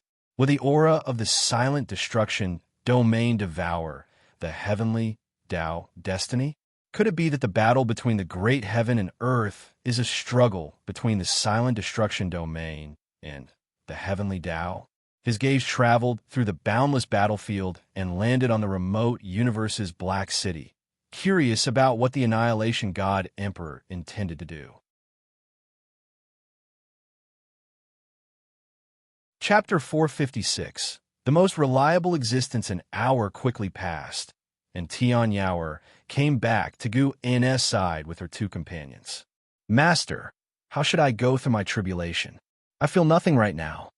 Tian Yaoer said coyly, not even daring to meet Gu N's gaze. The master brought her here to break through, but she hadn't caught the feeling of breakthrough. How embarrassing. The fact she hadn't spoken earlier was that she wanted to take this opportunity to see the world outside. Guan smiled and said, "No worries, just find a place to stand." Upon hearing this, Tian Yaoer was overjoyed, quickly thanked him, and then walked toward the empty ground in front. Tianqing and Tian Bai stood behind Guan, not daring to disturb him, whispering quietly among themselves about Tian Yaoer's impending breakthrough. Soon, Tian Yaoer chose her spot. She stood on the empty ground, looking at Guan with nervousness and anticipation. Immediately, Guan waved his sleeve, and a breeze rushed towards Tian Yaoer, making her skirt flutter, outlining her perfect body curves. The spiritual energy between heaven and earth surged abruptly, almost drowning Tian Yaoer. In that instant, Tian Yaoer felt a choking sensation, but it vanished in a flash. Right after, the demonic power within her started to flow into her demon core. Boom! A thunderbolt suddenly appeared, its booming sound tearing through all clamor in the world, startling Tianqing and Tian Bai, who looked up. The thunderbolt left an afterimage in the sky, with thunderclouds beginning to form around it. The clouds of the heavenly tribulation were denser and more oppressive than demonic clouds. Tian Yaoer looked up, her eyes revealing a trace of fear. This heavenly tribulation was clearly different from the one she had crossed before, but she instinctively looked at Gu and seeing him standing in the distance, her heart immediately settled. The heavenly tribulation was about to begin. She must reach the Nirvana realm and not disappoint her master. She looked at the sky again, her eyes no longer showing fear, only excitement. Once upon a time, the Heaven Phoenix, demon mother of the unification realm, had been the most terrifying being in her eyes. But now she had far surpassed her, continuing to chase higher realms. All this was bestowed by her master. For nearly 1,000 years, the master had not mistreated her. She only needed to take care of medicinal herbs, which the master himself had collected. She had always wanted to repay Guin, but her strength was not enough. Maybe when she reached the Nirvana realm, she would be qualified to help her master. Over an endless ocean, waves crashed against a lone mountain, on top of which stood a figure in black clothes. It was Leah. Leah looked up at the sky. Although he couldn't see beyond it, he could feel a tremendous pressure descending from above, even oppressing him. When will I be able to achieve the Nirvana realm? Without entering the immortal path, I am merely an ant, Leah murmured, furrowing his brows. Recently, he heard the name Enhao. Enhao had entered the Nirvana realm and even defeated loose immortals, now becoming a celebrated figure throughout the world. Leah, although at the Mahayana cultivation level, was still far from the Nirvana realm. He increasingly felt the struggle. No matter how hard he tried, he couldn't catch up with Enhao, a sentiment that distressed him deeply. He then thought of Zhang Buku. If Zhang Buku had stayed in the great heavenly spirit land, he might have also become famous worldwide. Li Ya's thoughts drifted, his gaze becoming distant. Standing on his shoulder, divine exotic immortal spirit laughed and said, "You're so young. What's there to worry about?" Having been together so long, they had formed a bond, so divine exotic immortal spirit communicated with Guin through her heart's voice, revealing Li Ya's desires. However, Guin did not respond to it, and it felt it wasn't appropriate to say more. After all, its master was Guin, and Li was just a junior it took care of. Li took a deep breath and said, "Are you telling the truth? Can divine exotic city really transform a heavenly demon into a divine ghost with a strange soul?" The power of divine exotic city was still too sinister, causing him to hesitate to kill more people. But if it was a heavenly demon, then he would not feel burdened. Upon hearing this, the divine exotic immortal spirit quickly nodded and said, "Of course, by turning them into divine ghosts with strange souls, you are actually saving all living beings." After listening, Li Ya's lips curled into a smile, and he laughed. "Since that is the case, I must go then.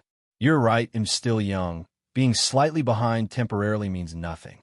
Who will be stronger or weaker after 1,000 years or 10,000 years? Who can tell?" He leaped up, transforming into a streak of sword light, speeding towards the distance. The divine exotic immortal spirit stood on Li Ya's shoulder, gazing at his profile, and suddenly felt he had an extraordinary aura. His talent did not seem dazzling, but there was a tenacity about him that made him appear remarkable. Perhaps after 10,000 years, this young man could truly become a renowned figure throughout the world. Thinking so, the divine exotic immortal spirit turned its thoughts to its own master. Where would the master be in 10,000 years? No, by that time, it must stay with the master, lest the master really does give it away to this young man. The divine exotic immortal spirit shuddered, shook its head, and looked forward again, its little fist clenched, brimming with fighting spirit, yet appearing somewhat naive. Violent winds surged within the universe, an anomaly created by the rampant spiritual energy. The heavenly demon Great Emperor landed back on the shoulder of demon god Xian Huang, just like the divine exotic immortal spirit on Li Ya's shoulder. He looked ahead at the 7 free immortals and laughed. "Gentlemen, enough of the chaos. Are you ready to die?" Upon hearing this, Yangxian Emperor and the others prepared for battle, not daring to take it lightly. They had fought until now and could see no chance of victory, but they could not retreat. They could only keep defending, even if it was just for a moment longer. "Your Majesty, where exactly are you?" holy minister gritted his teeth, his eyes filled with unwillingness. At this moment, not only the people of the holy court were thinking of Shengtian, but also Yangxian Emperor was thinking of Shengtian. Yangxian Emperor had to admit that in defending against foreign enemies, Shengtian was the most reliable. He also thought of Guan, but he knew Guan would not intervene unless the enemy confronted Guan directly. In his view, Guan had come from outer heaven, was an otherworldly great power that had secluded himself here, and had no obligation to guard the great heavenly spirit land.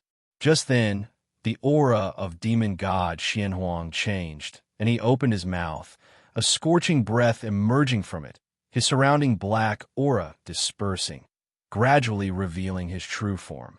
He was bare-chested, his body human-like, but his chest bore a mouth full of sharp teeth, his mouth's darkness acting like a gateway to the abyss, chilling to the bone, his face ferocious, eyes pitch black with occasional glimmers of blood-red pupils, his skin appearing scorched, his hair flowing, and upon a closer look, each hair strand resembled a dragon snake with black dragon heads at the tips, relentlessly emitting a fiery aura.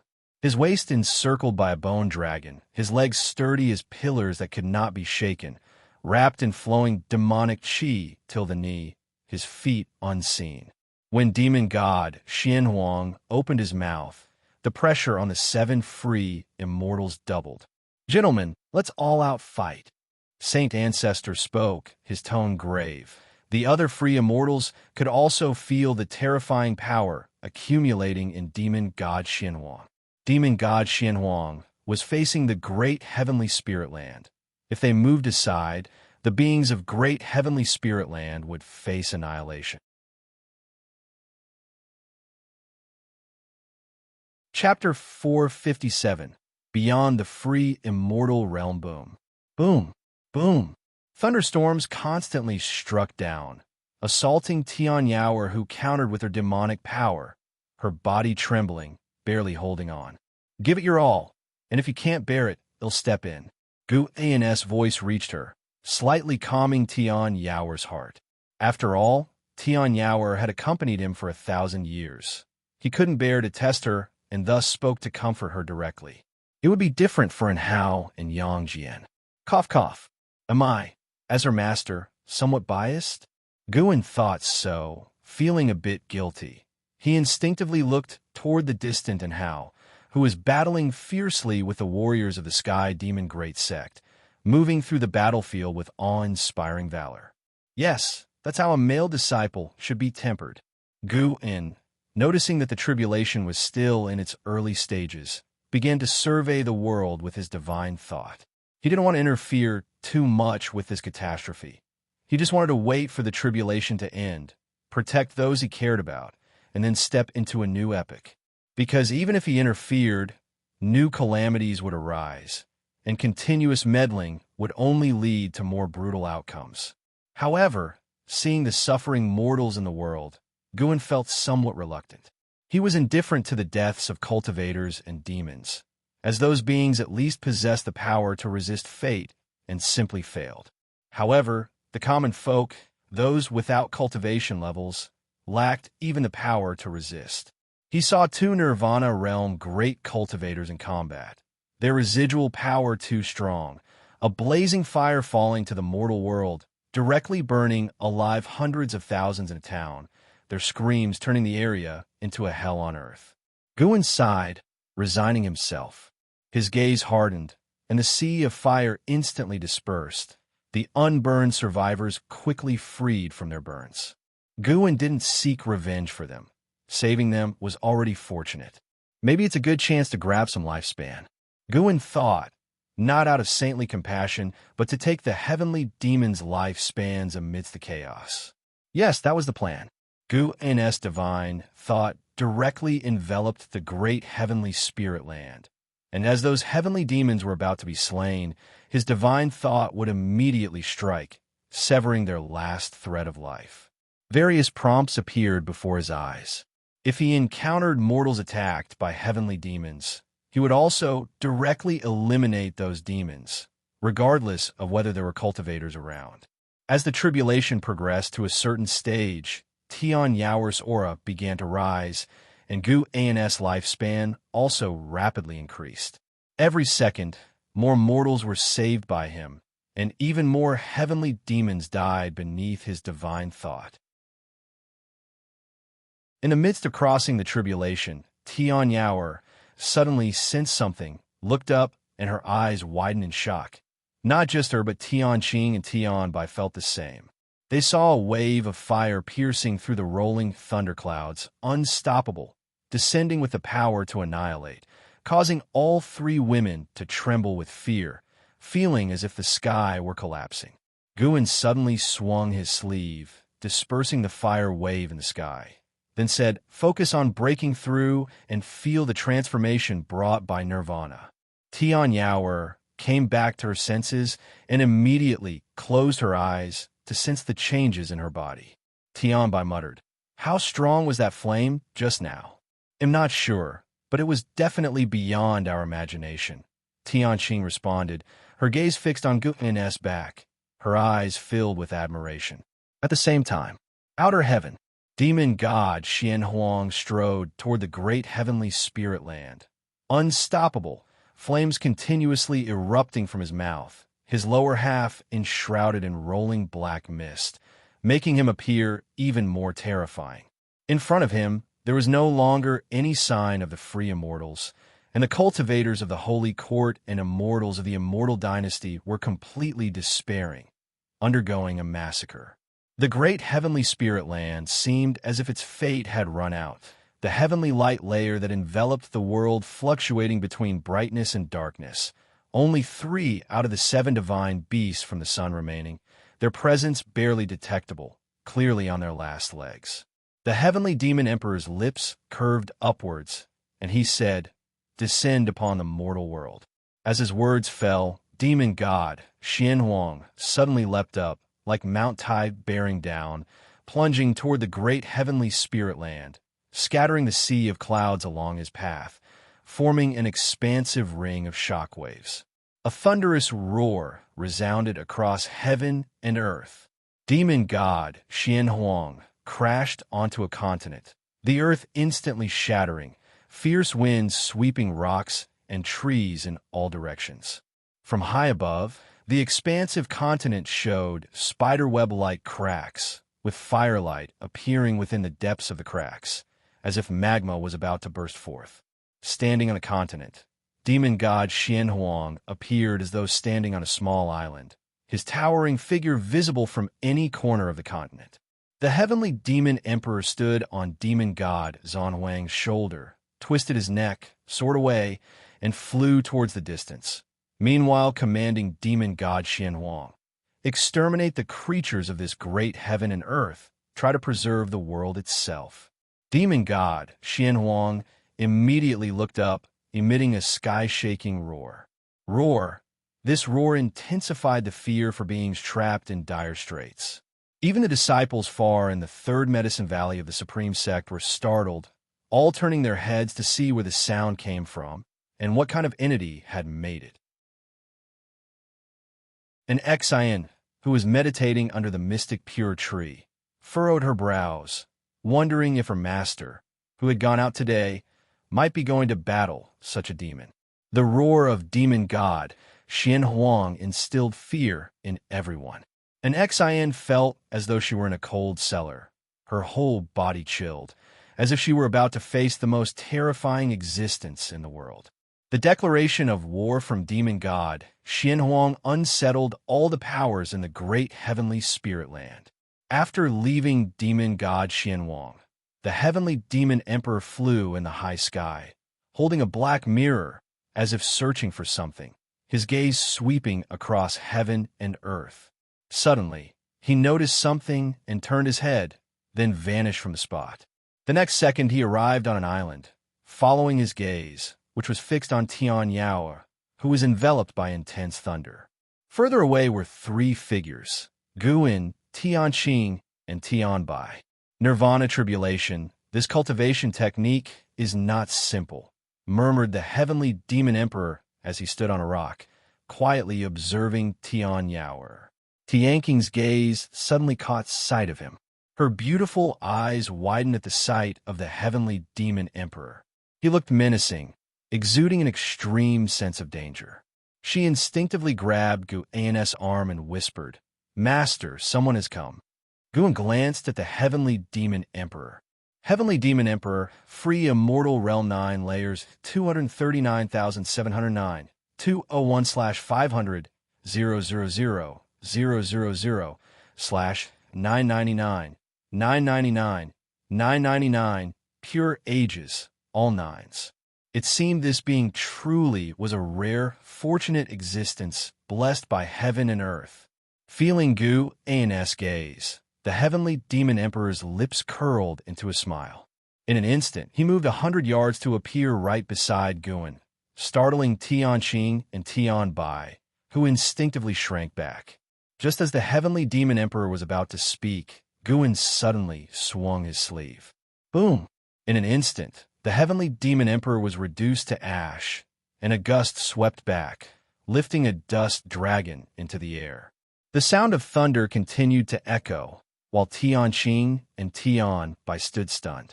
Tianyaoer, hearing the commotion, opened her eyes and looked toward the trio, facing one side. She couldn't help but ask, "Master, what happened?" Gu'an turned to her and said, "Nothing much, just a mosquito trying to bite me." "A mosquito?"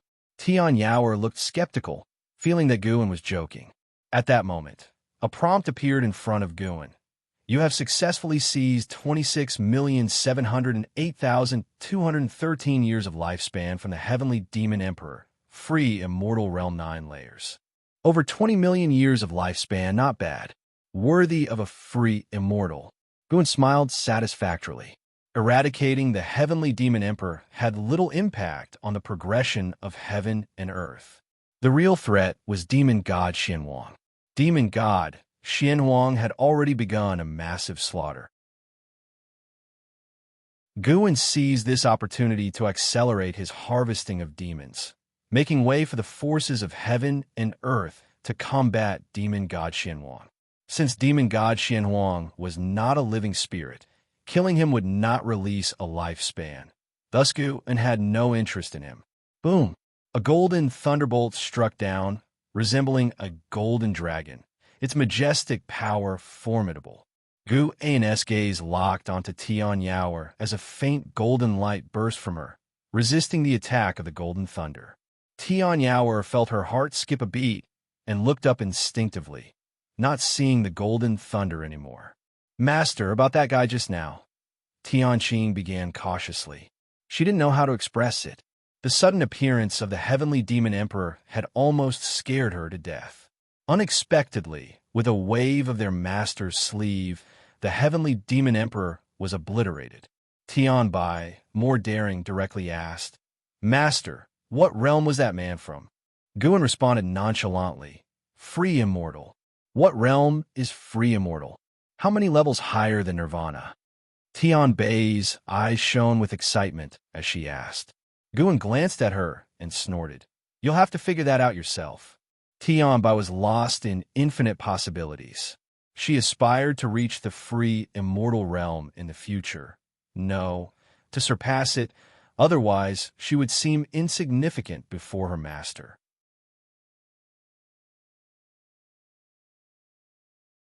Chapter 458, an even more terrifying existence. The words free immortal deeply embedded themselves in the hearts of Tianqing and Tianbai, who both aspired to reach this goal.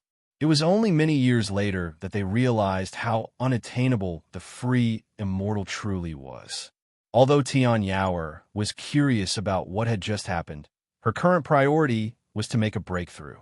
She closed her eyes, adjusted her mindset, and re-entered a state of enlightenment. The heavenly tribulation continued. The heavenly demon Great Emperor, who had suppressed the 7 free immortals, died silently without anyone noticing, as if he had never been to the great heavenly spirit land. As Gu'an watched Tianyaoer undergo her tribulation crossing, he extended his divine thought throughout the world, continuing to expel demons and, incidentally, to save mortal spirits. The roar of demon god Xianhuang constantly resounded, killing countless beings with his power every moment. More and more sects began rushing to where demon god Xianwang was located. Despite the terrifying aura of demon god Xianwang, they had to confront him to protect the great heavenly spirit land. It was their home, and they had no choice. Guan noticed that the free immortals like the Yangxian Emperor were not dead, but had all gathered in one place, apparently discussing something. In a valley, 7 free immortals were meditating on the grass, their auras weak, some even engulfed in flames, looking utterly bedraggled. The saint ancestor opened his eyes and looked at an elderly man in white robes standing with his back to them, and asked, "Who are you, sir, and why have you saved us? You likely do not belong to the great heavenly spirit land." He was the oldest among the 7 free immortals and had never seen this white-robed elder before, which led him to this conclusion.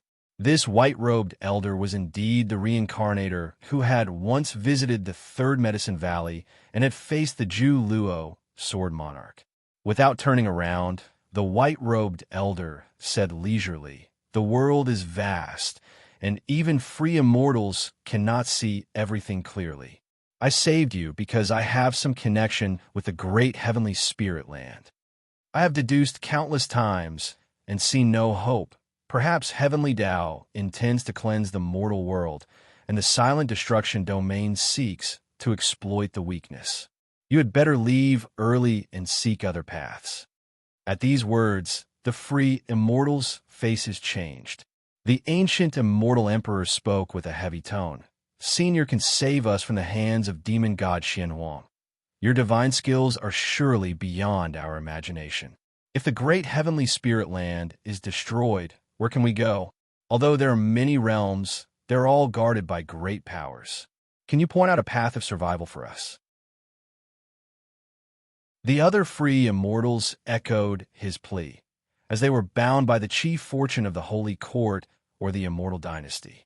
If the great heavenly spirit land were destroyed and chief fortune dissipated, their cultivation levels would severely drop, or worse, they would perish altogether. This was also why, despite the Holy Court's strength, they could not uproot the Immortal Dynasty as it was blessed by the heavenly chief fortune. The white-robed elder, with his back still turned to them, shook his head and said, "You do not understand what you are facing. Whether the Sky Demon Clan or forces from Xianyu, they are not the main cause of the destruction of the great heavenly spirit land. They are merely opportunists." These words silenced the free immortals. Having lived for so many years, how could they not be aware of the existence of heavenly Tao and the similar trials recounted in ancient legends? When heavenly Tao wanted to reset the world, it would bring various calamities. After a long while, the Yangxian Emperor stared at the white-robed elder, breaking the silence, and asked, "Then, Senior, what are you plotting?" The white-robed elder turned around, looked at him, and said, "I am looking for someone." "Who?" "I cannot tell you." The white-robed elder's response made the Yangxian Emperor furrow his brows. He thought of Sword Venerable Fu Dao, as there had been many powerful beings from outer heaven in recent years.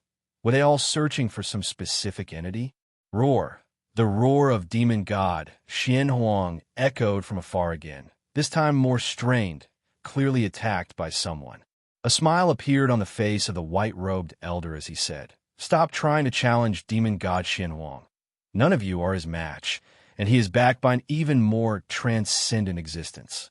Even if you somehow manage to eliminate him, it will only provoke an even more terrifying calamity, and then I can only flee." An even more terrifying existence? Upon hearing this, all the free immortals turned pale. If demon god Xianhuang alone was enough to drive them to despair, what kind of being could possibly be orchestrating behind him? Does Senior recognize Sword Venerable Fu Dao? One of the free immortals could not help but ask. Sword Venerable Fu Dao's name had long resonated across the world, but because he seldom acted recklessly, he was rarely mentioned. Yet for higher-level cultivators, it was difficult to ignore his presence. Upon hearing the name Sword Venerable Fu Dao, the white-robed elder's expression subtly changed. He replied, "I do not know him, but I have once witnessed his elegance. He is also a being transcending the 9 heavens of immortal path.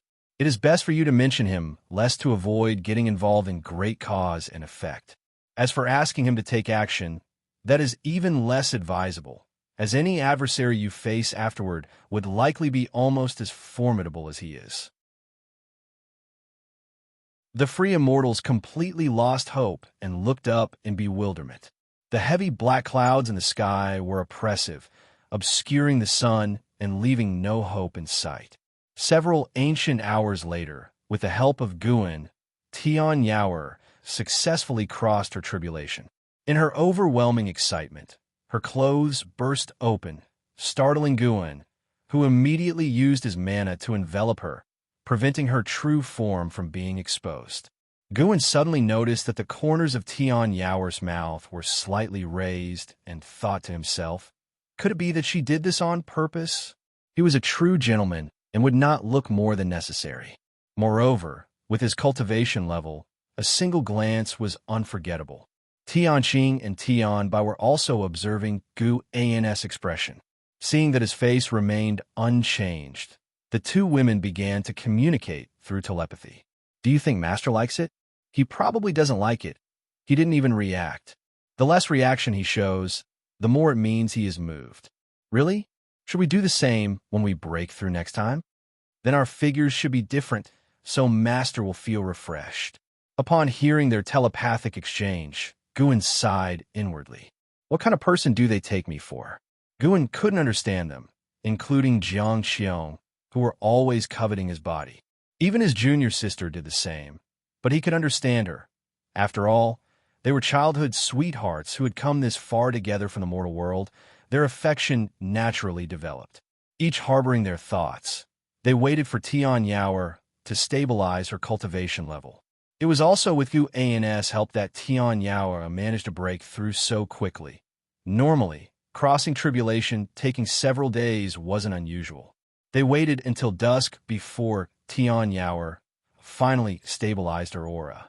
She stood up, wrapped in a loose white robe, and flung herself at Guin, who, upon being hugged by her, could feel her body. All right, from now on you are also a Nirvana Realm powerhouse. Try to keep some dignity, Guin said sternly. Tian Yaoer looked up, giggling. I just want to be like this, even if it means hanging on to my master forever. I am willing. Hanging on forever? Aren't you tired? Guin shook his head with a smile. Tian Yaoer blinked and asked, what about trying for 100 years? 100 years? Gu An's face twitched, and he immediately pushed her away. Tianqing and Tianbai came over and asked her how she felt now. Tian Yaoer was very excited and began talking about the transformations of the Nirvana realm. Tianqing and Tianbai listened attentively, while Guin, not in a hurry to get back, continued to eliminate demons. During this half-day period, the lifespan he had harvested had almost reached 1 billion years. If he had to cultivate by conventional methods, it would take hundreds of years. With Guin operating covertly, the Sky Demon Great Sect was temporarily unable to overturn the world and the slaughter methods of demon god Xianwang, in order to preserve heaven and earth, were not too wild. As night fell, after sending Tian Yaoer and the two women back to the outer world cave, Guin finally returned to the Third Medicine Valley. Before going upstairs, he sensed Ji Xiaoyu's presence.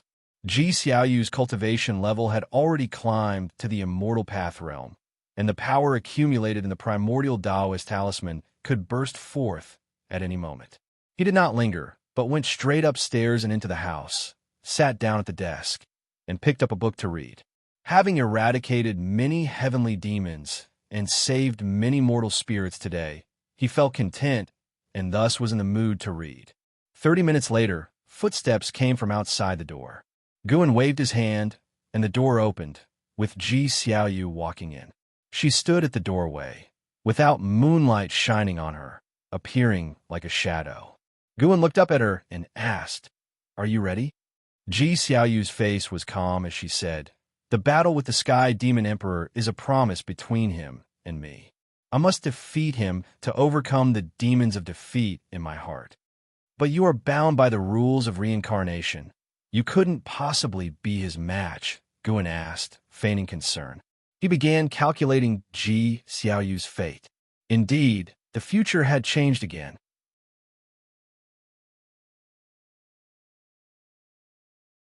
Chapter 459. Just want to test the edge of the annihilation. God Emperor Gu and calculated that Ji Xiaoyu, due to not encountering the heavenly demon Great Emperor, would end up battling against the demon god Xian Wang.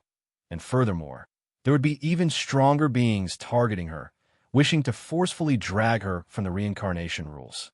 Indeed, troublesome. He had helped Ji Xiaoyu handle the heavenly demon Great Emperor, but in doing so, he had attracted the attention of an even more formidable existence.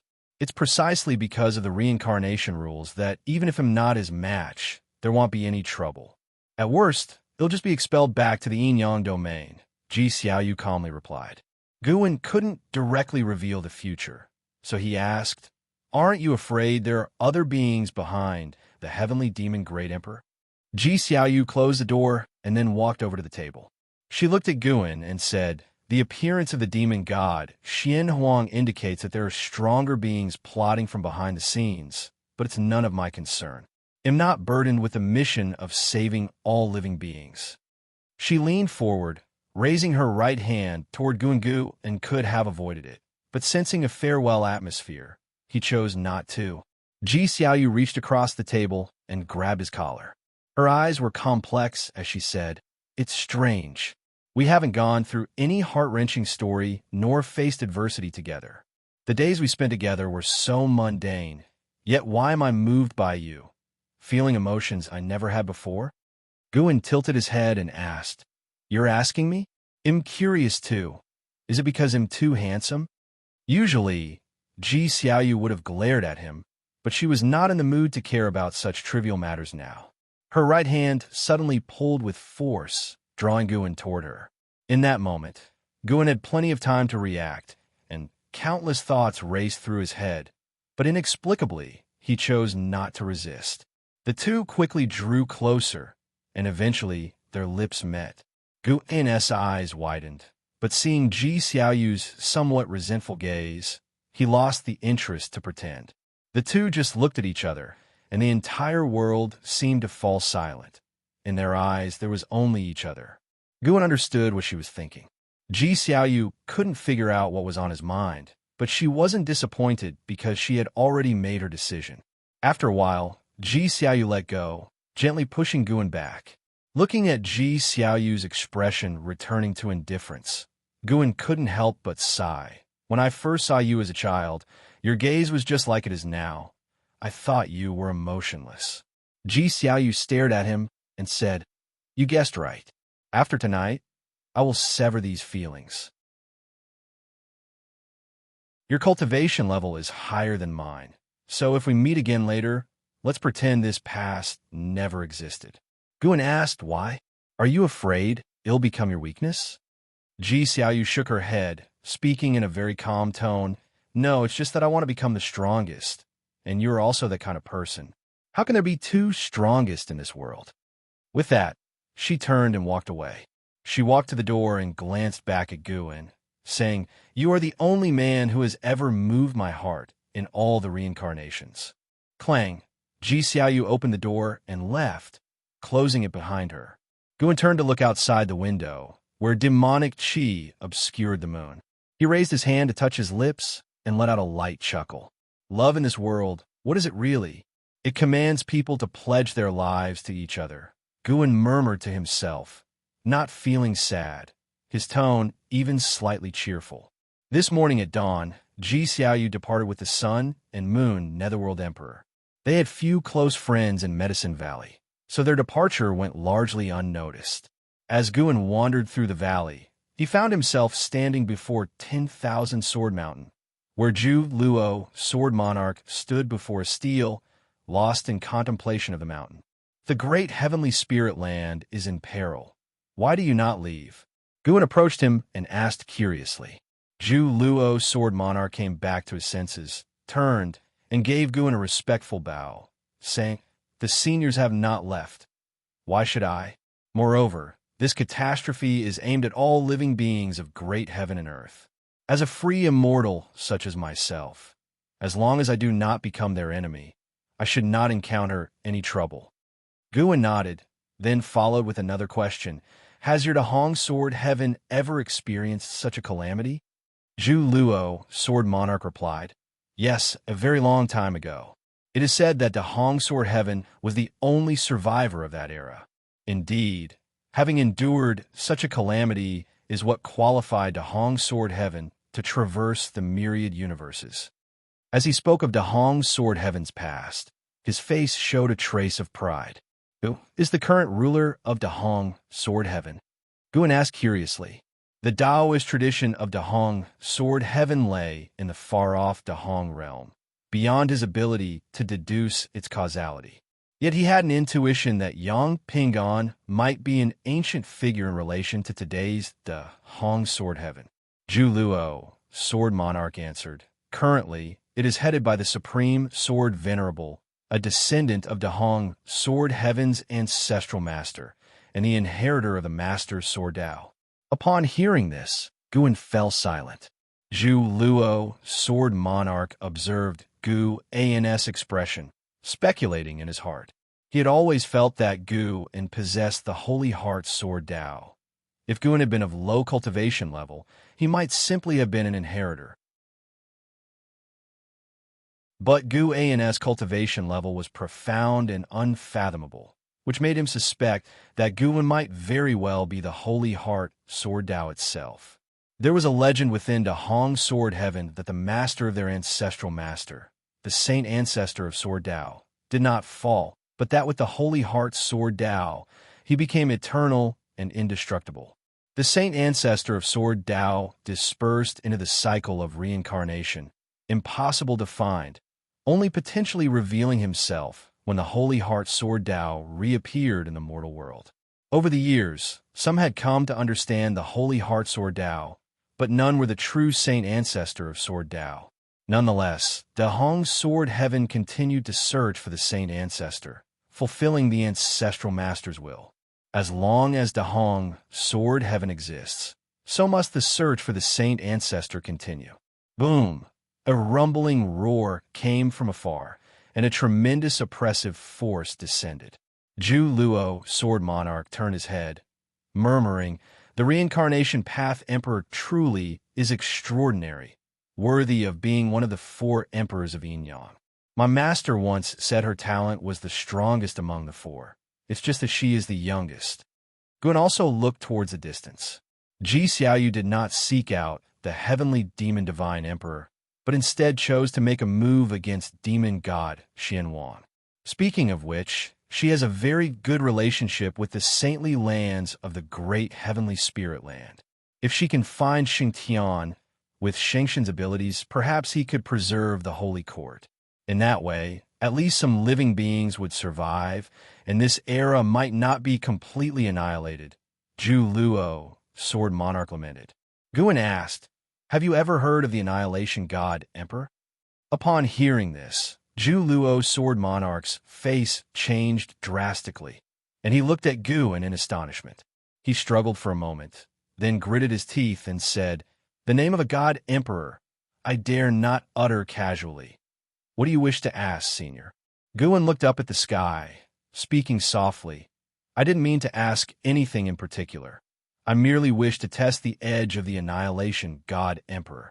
At these words, Zhu Luo, Sword Monarch, trembled with fear. He wanted to flee the place immediately, yet he feared offending Guan. Although he was unsure of the extent of Gu An's strength, the Annihilation God Emperor was certainly not someone he could provoke. Even if the Annihilation God Emperor was only a mythical legend, he held a deep wariness of him, a feeling common among cultivators who had ventured into the silent destruction domain.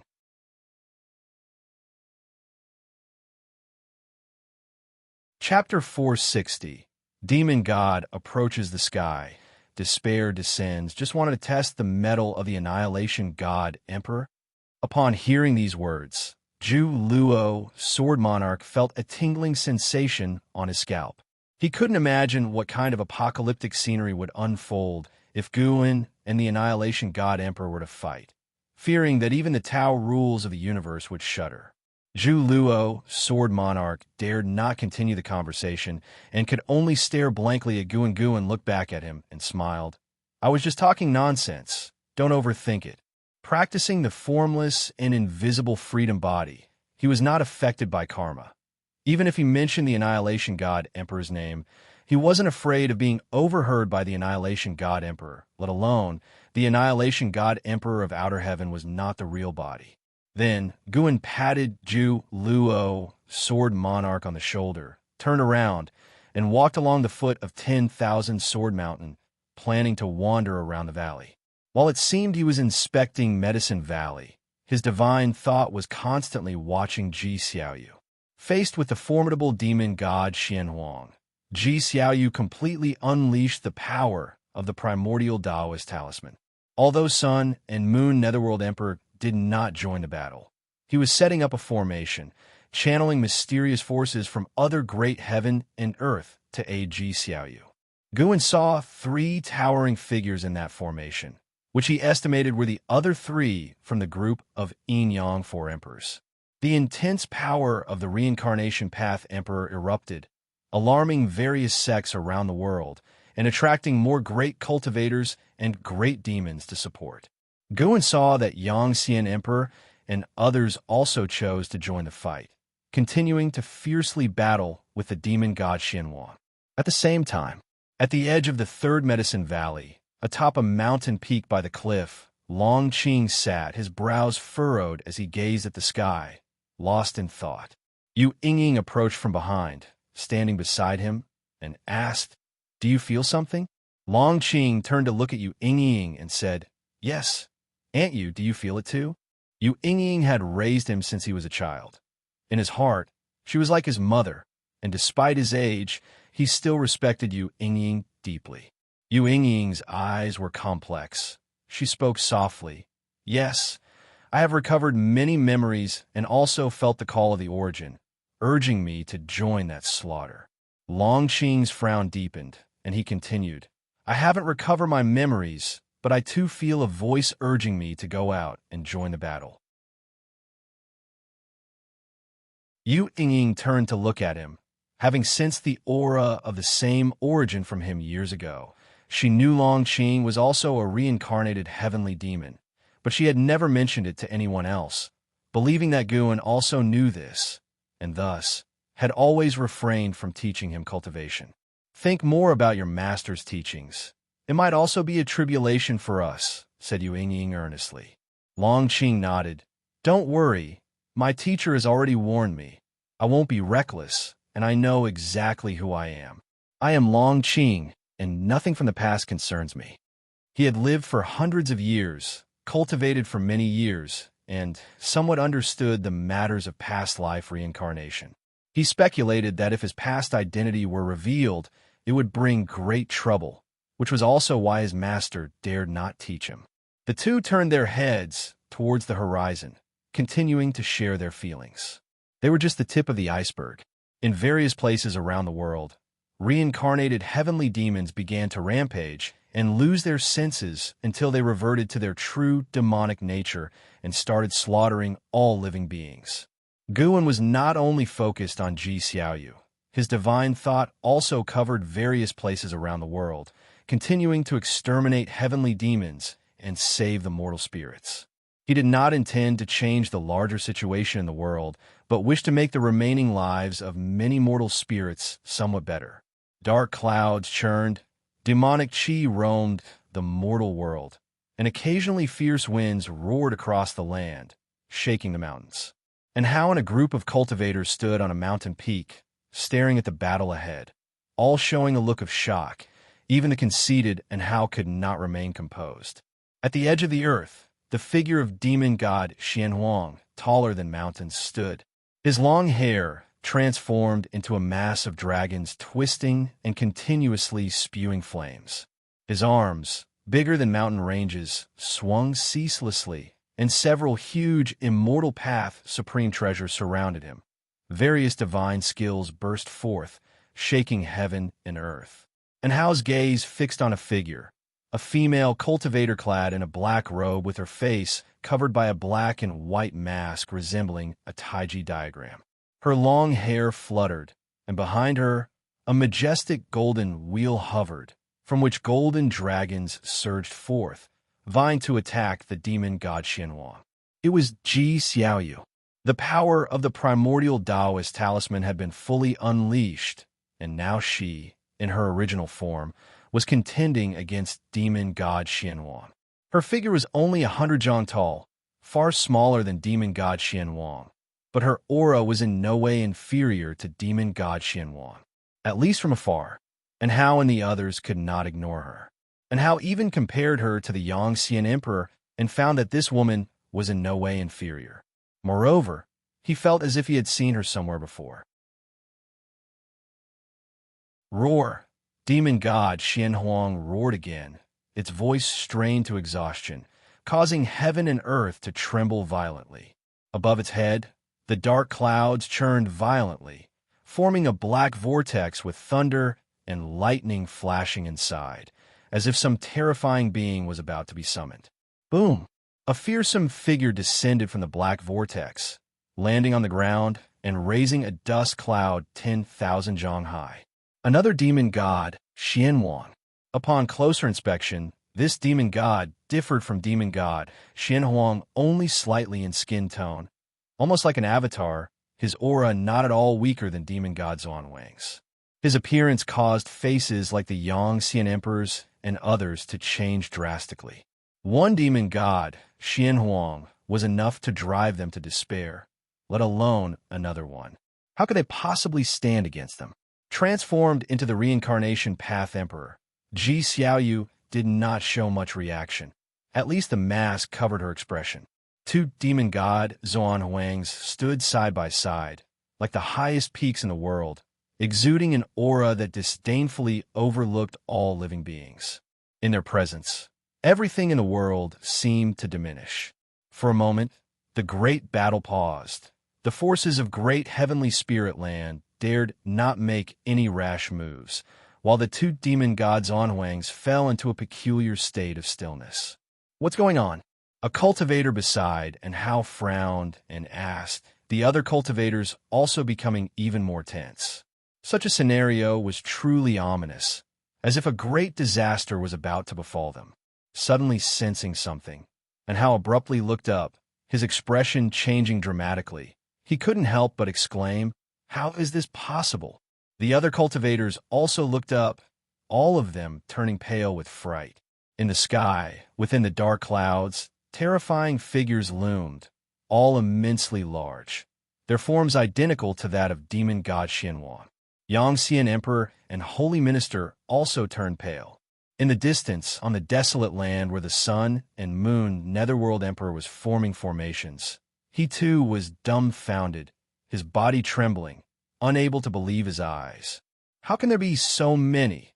the sun and moon netherworld emperor said tremblingly.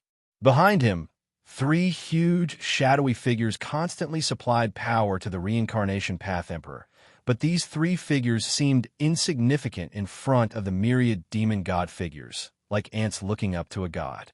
As far as the eye could see, the figures of demon god Xianhuang filled the whole firmament, each one already monstrous in size, now numbering over 100, forming a scene that drove all beings to despair.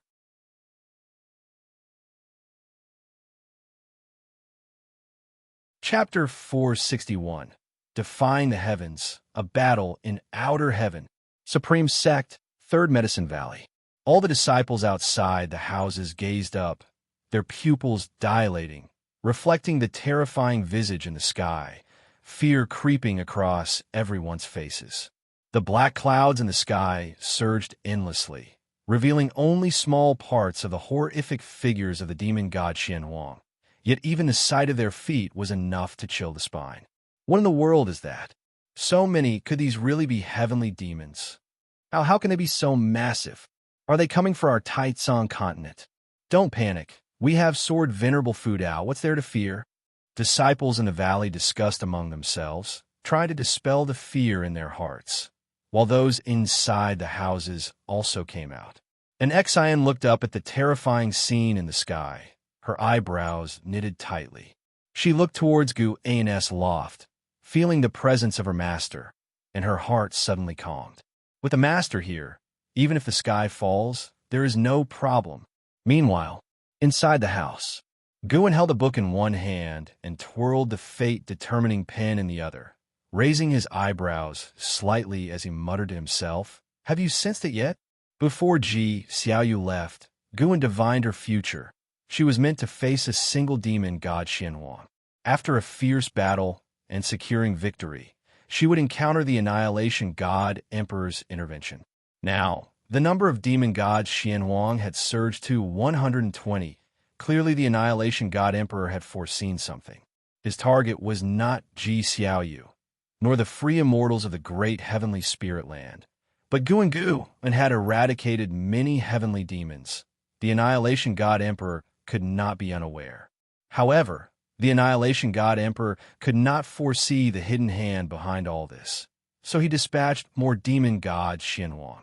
If he knew it was Guan, he would have directly descended upon the Third Medicine Valley himself. Guan was proficient in various sorceries to isolate causal divination, making him inscrutable to the Annihilation God Emperor.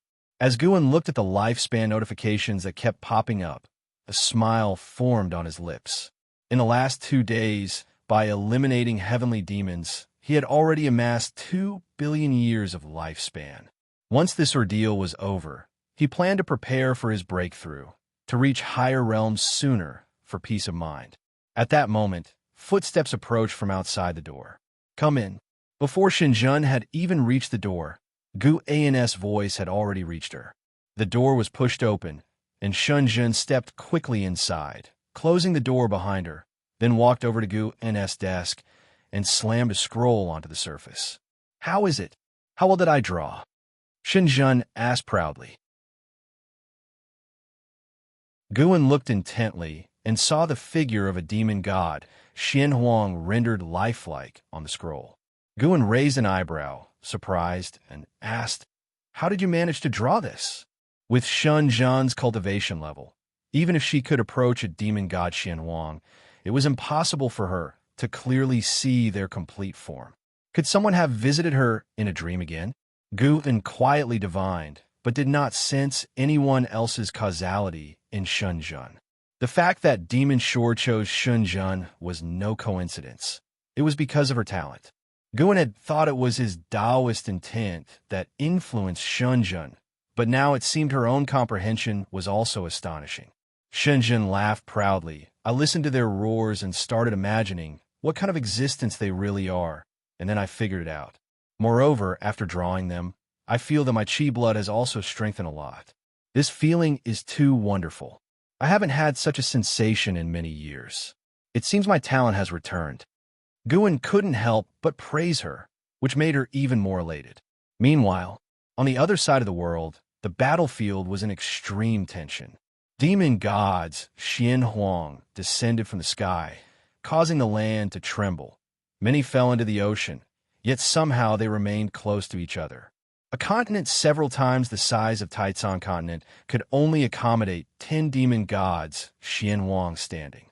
And how and others were frightened into retreat, and it wasn't just them. All cultivators below the level of free immortal were evacuating. Yangxian Emperor, Holy Minister, and others were surrounded by demon god Xianhuang. They stood back to back, their faces grim as they surveyed the surroundings. As Ji Xiaoyu transformed into the Reincarnation Path Emperor, she found herself encircled as well. Her 100-jong stature seemed like a pebble at the foot of Mount Tai in front of over 100 demon gods Xianhuang.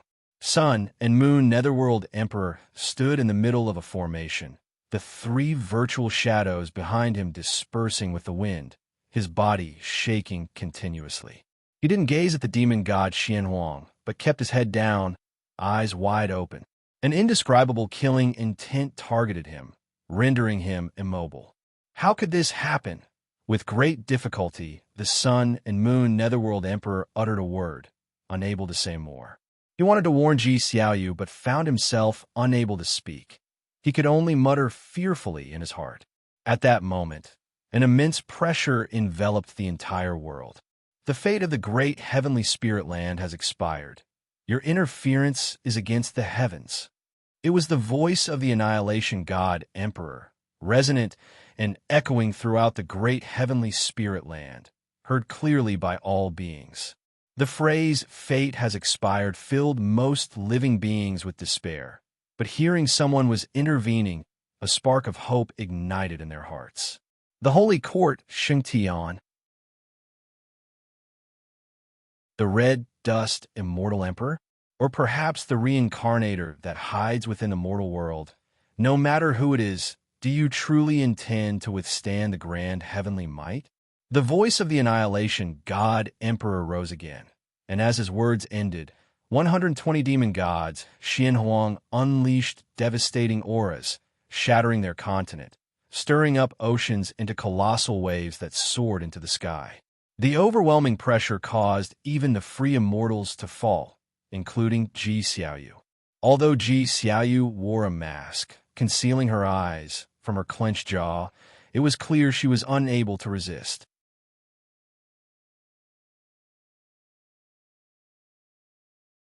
Chapter 461, Defying the Heavens, a Battle in Outer Heaven. _2 all over the world, cracks began to appear, and even the Taitsong continent began to tremble violently. The supreme sect immediately fell into chaos. Faced with such pressure, they could no longer afford to believe in sword venerable Fudao. They instinctively felt panic. Inside the loft, Shunjun was also frightened by this pressure, her face pale. She carefully looked at Guin and asked, "Who was speaking just now? It wasn't the demon god from my painting, right?" Guin glanced at her and said, "Indeed, it's not the demon god from the painting. It's someone much more powerful."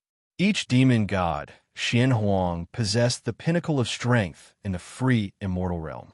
Their combined momentum made it impossible for the great heavenly spirit land to endure. The chief fortune of schools all over the world began to disperse.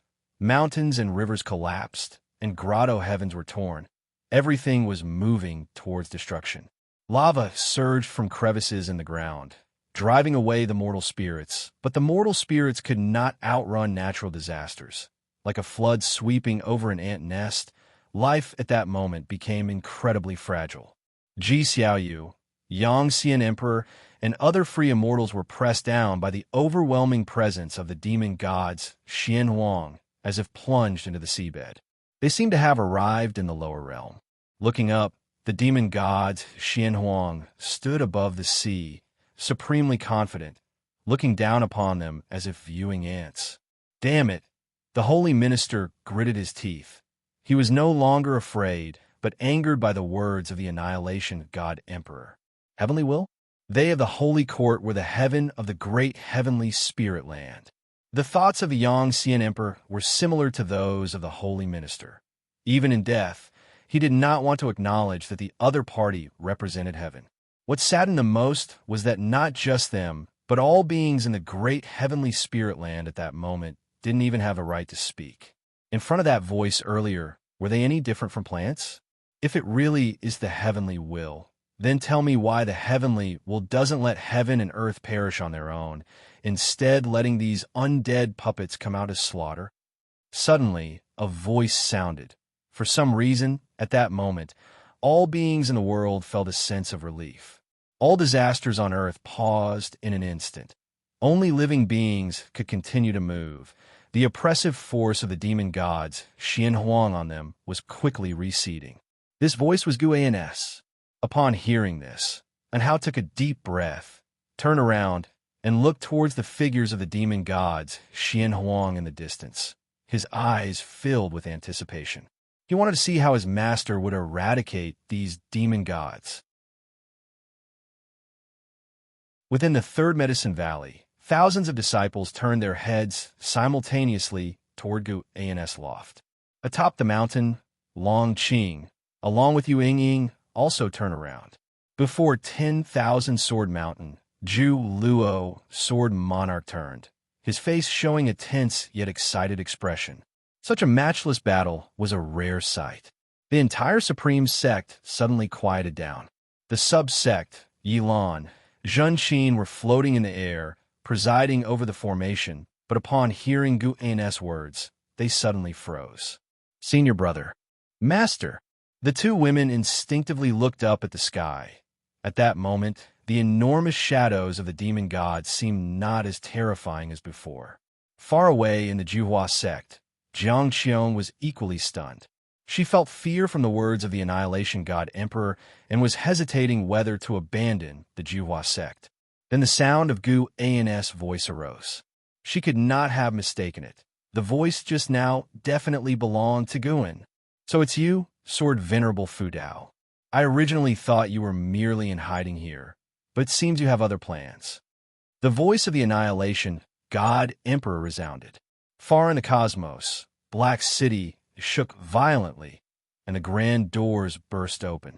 The Annihilation God Emperor stepped out from the immense black aura, as if he had come from the chaotic void, exuding an ancient and vast aura.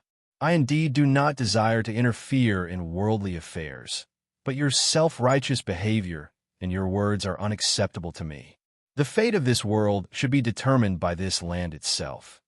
Even if its beings are to die, they should perish under the power of heaven and earth, not by the hands of an outsider like you.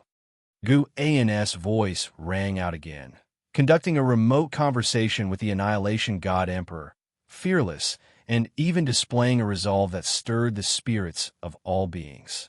His words resonated deeply with the hearts of the beings. Indeed, why should their life and death be determined by the heavenly demon? Third Medicine Valley, inside the loft.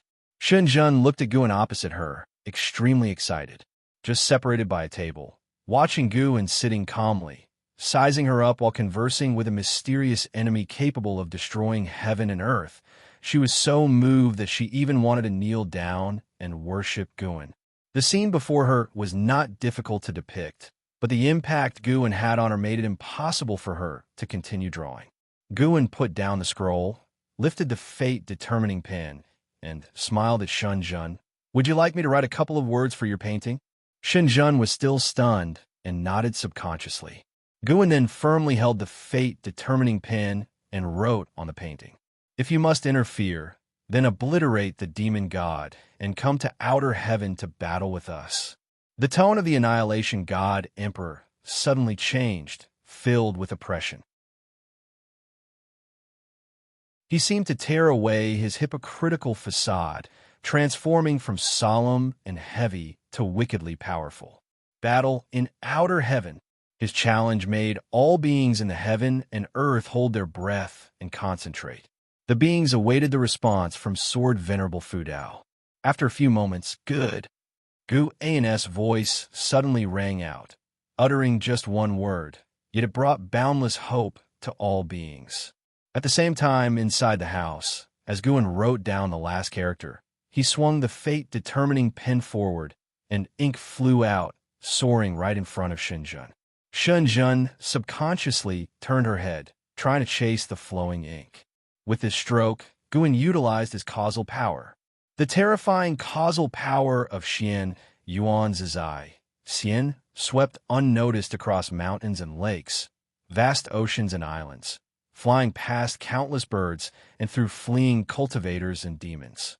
Located underwater, Ji Xiaoyu, Yang Xian Emperor, and others looked upwards at the arrogant figures of the demon gods, their tension escalating as they awaited the intervention of Sword Venerable Fu Dao. Suddenly, every free immortal felt a shudder in their soul, overwhelmed by an indescribable fear, and then they witnessed a scene they would never forget. The figures of the Xianhuang demon gods above seemed to be extinguished by an invisible hurricane, all disappearing in ashes together. Everything happened so quickly that the free immortals couldn't even react in time. In an instant, 120 Xianhuang demon gods ceased to exist. Inside the house, Guan stood up and walked around the table. Shenzhen's gaze subconsciously followed him, and she saw him approach her. Guan pointed at the white paper that had appeared on the table without her noticing, smiled, and said, "Can you draw me next? Make sure to depict me handsomely." Upon hearing this, Shunjun instinctively grabbed Gu An's arm, breaking from her fervent emotions. She looked at him and asked through gritted teeth, "Are you confident?" Somehow, seeing Guan about to leave filled Shunjun with anxiety.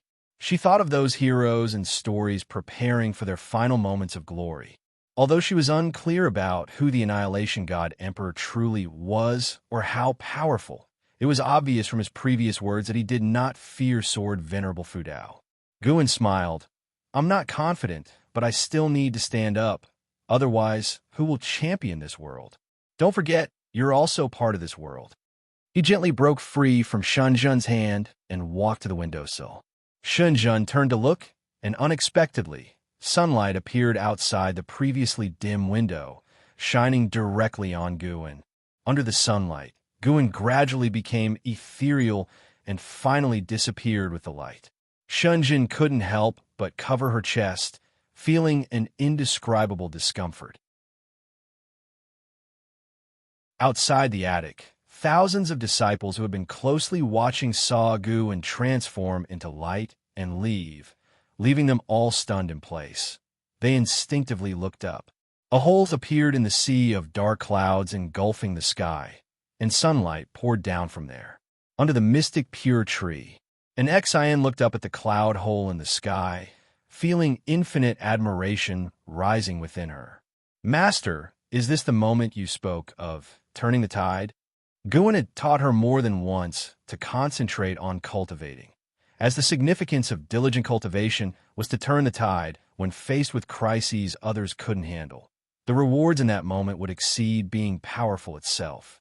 Before, an Xian did not understand what gains would helping others bring, but now she understood.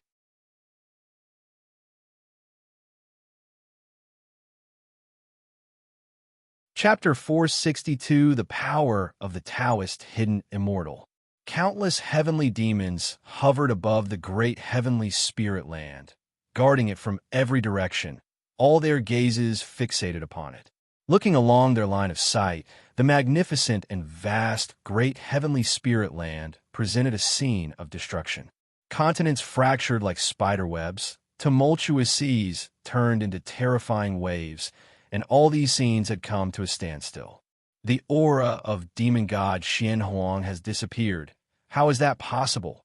So many demon gods on Huangs were annihilated in an instant. Just how high is Sword Venerable Fudao's Dao level? Why hasn't His Majesty appeared? He wouldn't have. How could that be possible? He is the heavenly demon great emperor, the most powerful existence in our demon race. Nothing can have happened to him. He must be held up by something. Will Sword Venerable Fudao come out? The heavenly demons discussed heatedly, filled with fear towards Sword Venerable Fudao. They had experienced the formidable presence of demon god Xian Huang themselves. Even a single one stood beyond their reach. And yet, so many demon gods Xian Huang, standing together, were simply eradicated by Sword Venerable Fudao. How could they not fear him? Suddenly, a beam of golden light shot out from within the great heavenly spirit land, piercing through the heavenly demons' encirclement. The closest demons were so frightened that they hastily dodged. All the heavenly demons focused their gaze, and they saw a figure walking toward the source of the golden light. It was Guan, dressed in white, wielding the fate-determining pen, and wearing the Immortal King crown. His aura that surpassed the free Immortal held all the heavenly demons in awe. The heavenly demons did not feel an overwhelming presence from Guan, as they did from the demon god Xian Huang. But upon laying their eyes on Guan, they could not muster a shred of fighting spirit. They didn't feel discomfort in body or soul, but instinctively, a sense of reverence arose. Those of lower cultivation realm even knelt down, worshipping the figure of Guan and looked ahead, moving within the golden light, his figure constantly shifting, leaving behind trails of afterimages, ethereal like an immortal. Looking in the direction where the golden light extended, in the depths of the universe, thick black chi surged as the Annihilation God Emperor approached Guan. Their eyes saw only each other, as if the demons and meteors they passed by on the way were nothing. The distance between them quickly closed, and the Annihilation God Emperor's aura climbed relentlessly. The heavenly demons turned and watched, all knowing this battle would determine whether they could conquer the great heavenly spirit land or not. The people of the great heavenly spirit land also held their breath in anticipation. They couldn't see the scene beyond the sky, but the natural disasters around them were still frozen, indicating Sword Venerable Fudao was still there and the calamity from beyond had not yet ended. Liam made his way through wall after wall of waves, gazing at the walls of waves around him that seemed like acts of gods, with nothing in his heart but awe. How has the voice of the primordial ancestor changed, and why does it sound so familiar? Liam muttered to himself, harboring an absurd guess in his mind. He secretly decided that, once this catastrophe was over, he would have to return to the Supreme Sect to find out. If it really was as he suspected, then his whole worldview would collapse. Impossible, right? Could I have misheard? Li Yas's expression was complex. The more he thought about it, the more confused he became, even thinking maybe he shouldn't return at all. The divine, exotic, immortal spirit stood on Li Yas's shoulder, looking up at the sky with anticipation, awaiting its master's performance. Though the pressure from the Annihilation God Emperor was overwhelming, it believed its master would not lose. The people were all emotionally invested in the battle beyond, while Guin, the bearer of their hopes, was drawing ever closer to the Annihilation God Emperor. He watched the Annihilation God Emperor continuously elevating his own aura, even surpassing the free immortal realm, and he was not surprised. Summoning so many demon gods, Xian Huang, the fleshly body of the Annihilation God Emperor, couldn't possibly be as simple as a free immortal. Guin could feel a faintly discernible aura of causality emanating from the Annihilation God Emperor, an aura that seemed to travel from another universe, its trajectory of causality unfathomable and inscrutable. Only its unfathomable depth could be sensed. Sword Venerable Fudao, who exactly are you, and what do you want? The voice of the Annihilation God Emperor rang out, tone indifferent. Guin walked in the midst of the golden light, replying, "That's what I'd like to know as well." Whether he had surpassed the original self of the Annihilation God Emperor or not, he wouldn't reveal the existence of lifespan samsara. The evolution of lifespan was his most crucial card, one he wouldn't disclose to even the most important and closest beings to him. It would remain a secret sealed forever in his heart. Without the experiences from lifespan samsara, it would be impossible for him to know about the original self of the Annihilation God Emperor, at least not now. I am here to find someone. With your Tao fruit realm cultivation level, yet choosing to hide within the universe, it's likely you are also searching for something. As the Annihilation God Emperor's voice faded, the momentum of the Taoist hidden Immortal erupted, startling the entire cosmos. The Tao rules in the void began to rage. Infinite Tao spiritual energy surged, raising waves of energy. The faces of the free immortals in the distant great heavenly spirit land dramatically changed colors. At this moment, they could confirm that the Annihilation God Emperor had indeed surpassed the 9 heavens of immortal path. The difference of one realm was like the difference between immortals and mortals. They looked toward the outer heaven with anxiety, for Gu, and Ji Xiaoyu also looked upward, but her face was hidden behind a mask, her expression unseen. Do you wish to reach some kind of understanding with me? My demand is simple. Let all beings within this heaven and earth live and die by their own devices. Guthan spoke assertively. Having already revealed himself, there was no need to entertain the idea of retreat. He was prepared to make an enemy of the Annihilation God Emperor. Upon hearing these words, the Annihilation God Emperor's gaze turned cold. He raised his right hand, palm up, and in an instant, the black aura around him surged and expanded tumultuously, coalescing behind him to form a massive dark purple door, overwhelmingly large, adorned with various engravings, sceneries of heaven and earth, demon beasts, and fierce beasts, all-encompassing. Anyone who saw this door would feel an overwhelming and vast presence wash over them. Guin felt the Tao rules around him suddenly solidify. Tao's spiritual energy was squeezed out, as if an invisible domain unfolded, trapping him. I have long since noticed that you have stepped into the Tao fruit realm. So be it, let us battle with our respective Tao. The voice of the Annihilation God Emperor rose again, and as his words ended, the Tao gate behind him thunderously opened. Brilliant light burst forth, and figures stepped out one after another. Guin's brow furrowed slightly. His gaze immediately became icy cold, a killing intent blossoming in his heart. Without another word, Guin raised the fate-determining pen and drew a large circle in front of him. The ink erupted with a terrifying force that shook the void. Immediately after, a giant wheel appeared behind him. The ultimate mixed yuan wheel. Guin then wielded the pen, and the grand and imposing ultimate mixed yuan wheel burst forth with a vast impulse, flying past him with formidable force, surging towards the Annihilation God Emperor. The Annihilation God Emperor lifted his hand, striking towards Guin. The thousands of figures behind him mirrored the gesture, an endless parade of palm strikes bursting forth, each carrying different powers of rules, showcasing the formidable might of the Taoist hidden immortal to perfection. The two powers collided rapidly. The ultimate mixed yuan wheel crushed all the palm strikes in its path and sped towards the Annihilation God Emperor at an incredibly fast pace, smashing into the Tao gate behind him. The ultimate mixed yuan wheel seemed to hitch for a moment, then shattered the Tao gate, hovering behind the Annihilation God Emperor. The boundless cosmic void revealed a massive trail of energy that could not be seen to its ends, rapidly expanding as though a flood was laid across the cosmos. And Guin and the Annihilation God Emperor were precisely in the midst of this torrential flow.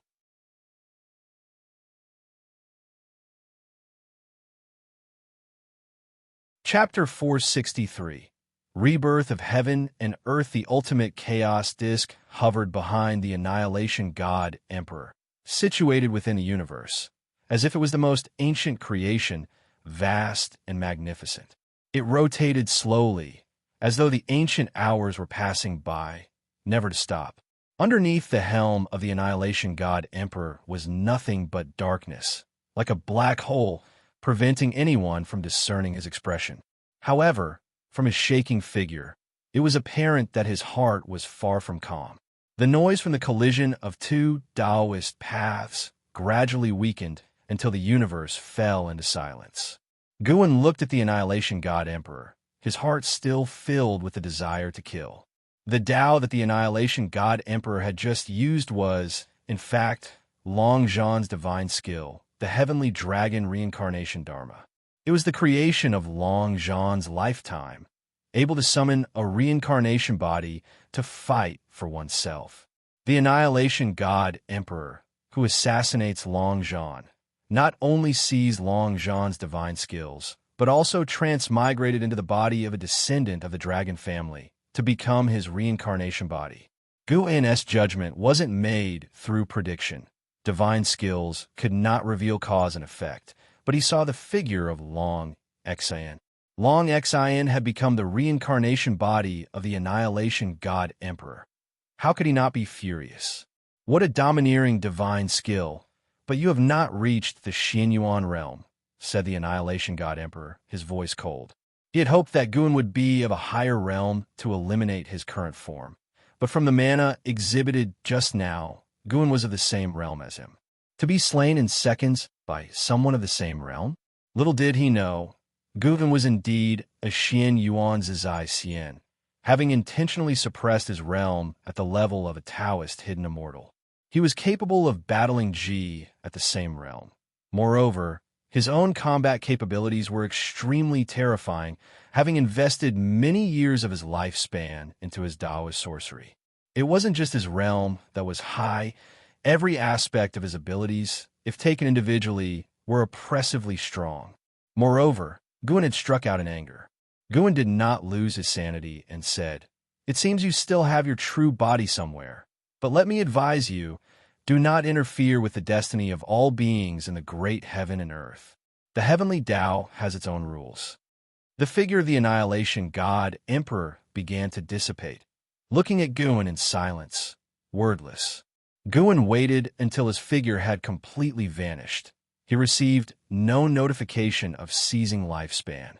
The body of the annihilation god Emperor was so peculiar that Guin couldn't distinguish if it was an avatar or some special flesh and blood form. It deserves to be mentioned that the annihilation god Emperor did not bear any animosity towards Guin, which made him even more cautious. He turned around, looking towards the direction of the great heavenly spirit land. Countless heavenly demons watched the ultimate chaos disk with wide eyes, all terrified. When the annihilation god Emperor revealed his Tao gate earlier, it was shocking enough, but they never expected that Sword Venerable Fu Dao would break his gate and destroy his body in one move. The stronger the demeanor the annihilation god Emperor displayed, the more intense the shock Sword Venerable Fu Dao brought by killing him in an instant. On the side of the heavenly demons, all of them lost the will to fight, even forgetting to flee. It wasn't until Guin's figure appeared within that golden light, heading back, that the heavenly demons snapped out of it and started to scatter. Guin did not pursue the fleeing demons. After all, they were living beings too. Excessive killing might attract major trouble. Moreover, he was now portraying himself as a reclusive great power. He had acted previously because he could not bear to see other beings suffer. If he were to massacre the heavenly demons indiscriminately, the nature of his actions would fundamentally change. He did not wish to reveal the slightest clue about the evolution of lifespan, especially now that he was being watched by the annihilation god Emperor. The annihilation god Emperor might have sensed the ability of Long Zhan to take lifespans, so he continually chose descendants of the Long family to reincarnate. As Guin walked within the golden light, ignoring the heavenly demons fleeing in disarray like a flurry of blossoms, he pondered on his own. He raised his eyes towards the great heavenly spirit land, deducing its cause and effect. After this battle, the heavenly demon retreated, the Xianyu divine dynasty dissolved, and great heaven and earth once again became a scene of struggle for supremacy between the Immortal dynasty and the Holy Court. But before the purge of all beings, the timeline was stretched long. Although an ultimate catastrophe would eventually cause the obliteration of all beings and the rebirth of heaven and earth, at least during this period, generation after generation of beings could live out their lives. For mortals, 1,000 years were out of reach. For most demon creatures, 10,000 years were equally unattainable. For the beings before the old and new transitions of heaven and earth, Guin was the savior. And after the rebirth of heaven and earth, not all beings would die. Ultimately, a few would survive. When the new beginning started, they would become the trailblazers of the new epoch with their own Tao level, becoming the immortals in the hearts of the countless beings. Of course, the fate would keep changing, because enemies like the silent annihilation god Emperor and the battle court had their eyes on the great heavenly spirit land, as did other free immortals from different great heaven and earth. It was not only the great heavenly spirit land, but any great heaven and earth that had the same fate trajectory, with only a difference in time. As Guin passed through the heavenly Tao light layer, the natural disasters and calamities in the mortal world began to subside, slowly, giving the mortal spirits plenty of time to evade. Looking down upon the mortal world, a golden light shone on Guin's face, and he appeared indifferent like a heavenly god, radiating an aura of absolute impartiality towards all beings. He saw Ji Xiaoyu.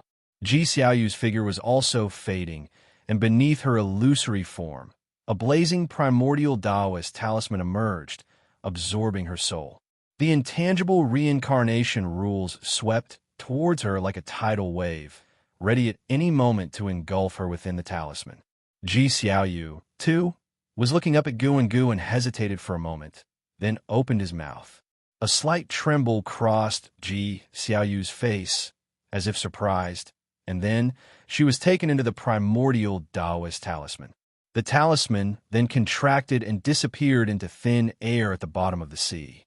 The free immortals did not concern themselves with her disappearance, all still in shock at the power of Sword Venerable Fudao.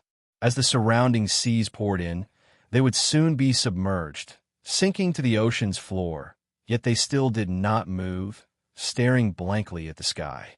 Holy Minister took a deep breath, his expression complex, his hands clenched into fists inside his sleeves.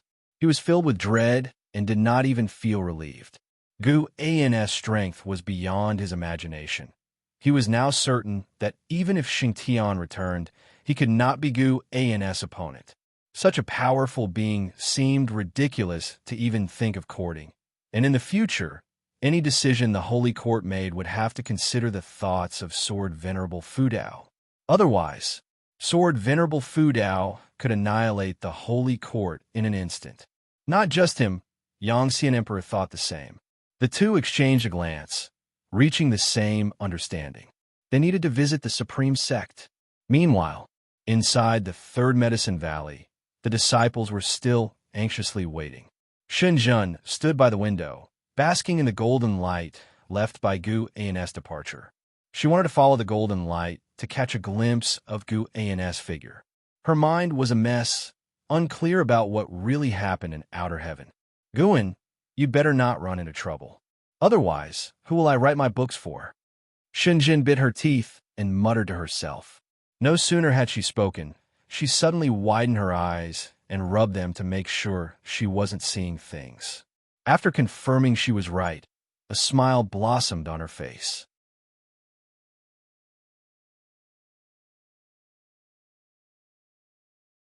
Chapter 464. Won by luck under Shenzhen's gaze, Guan descended from the golden light as if there were an invisible staircase beneath his feet.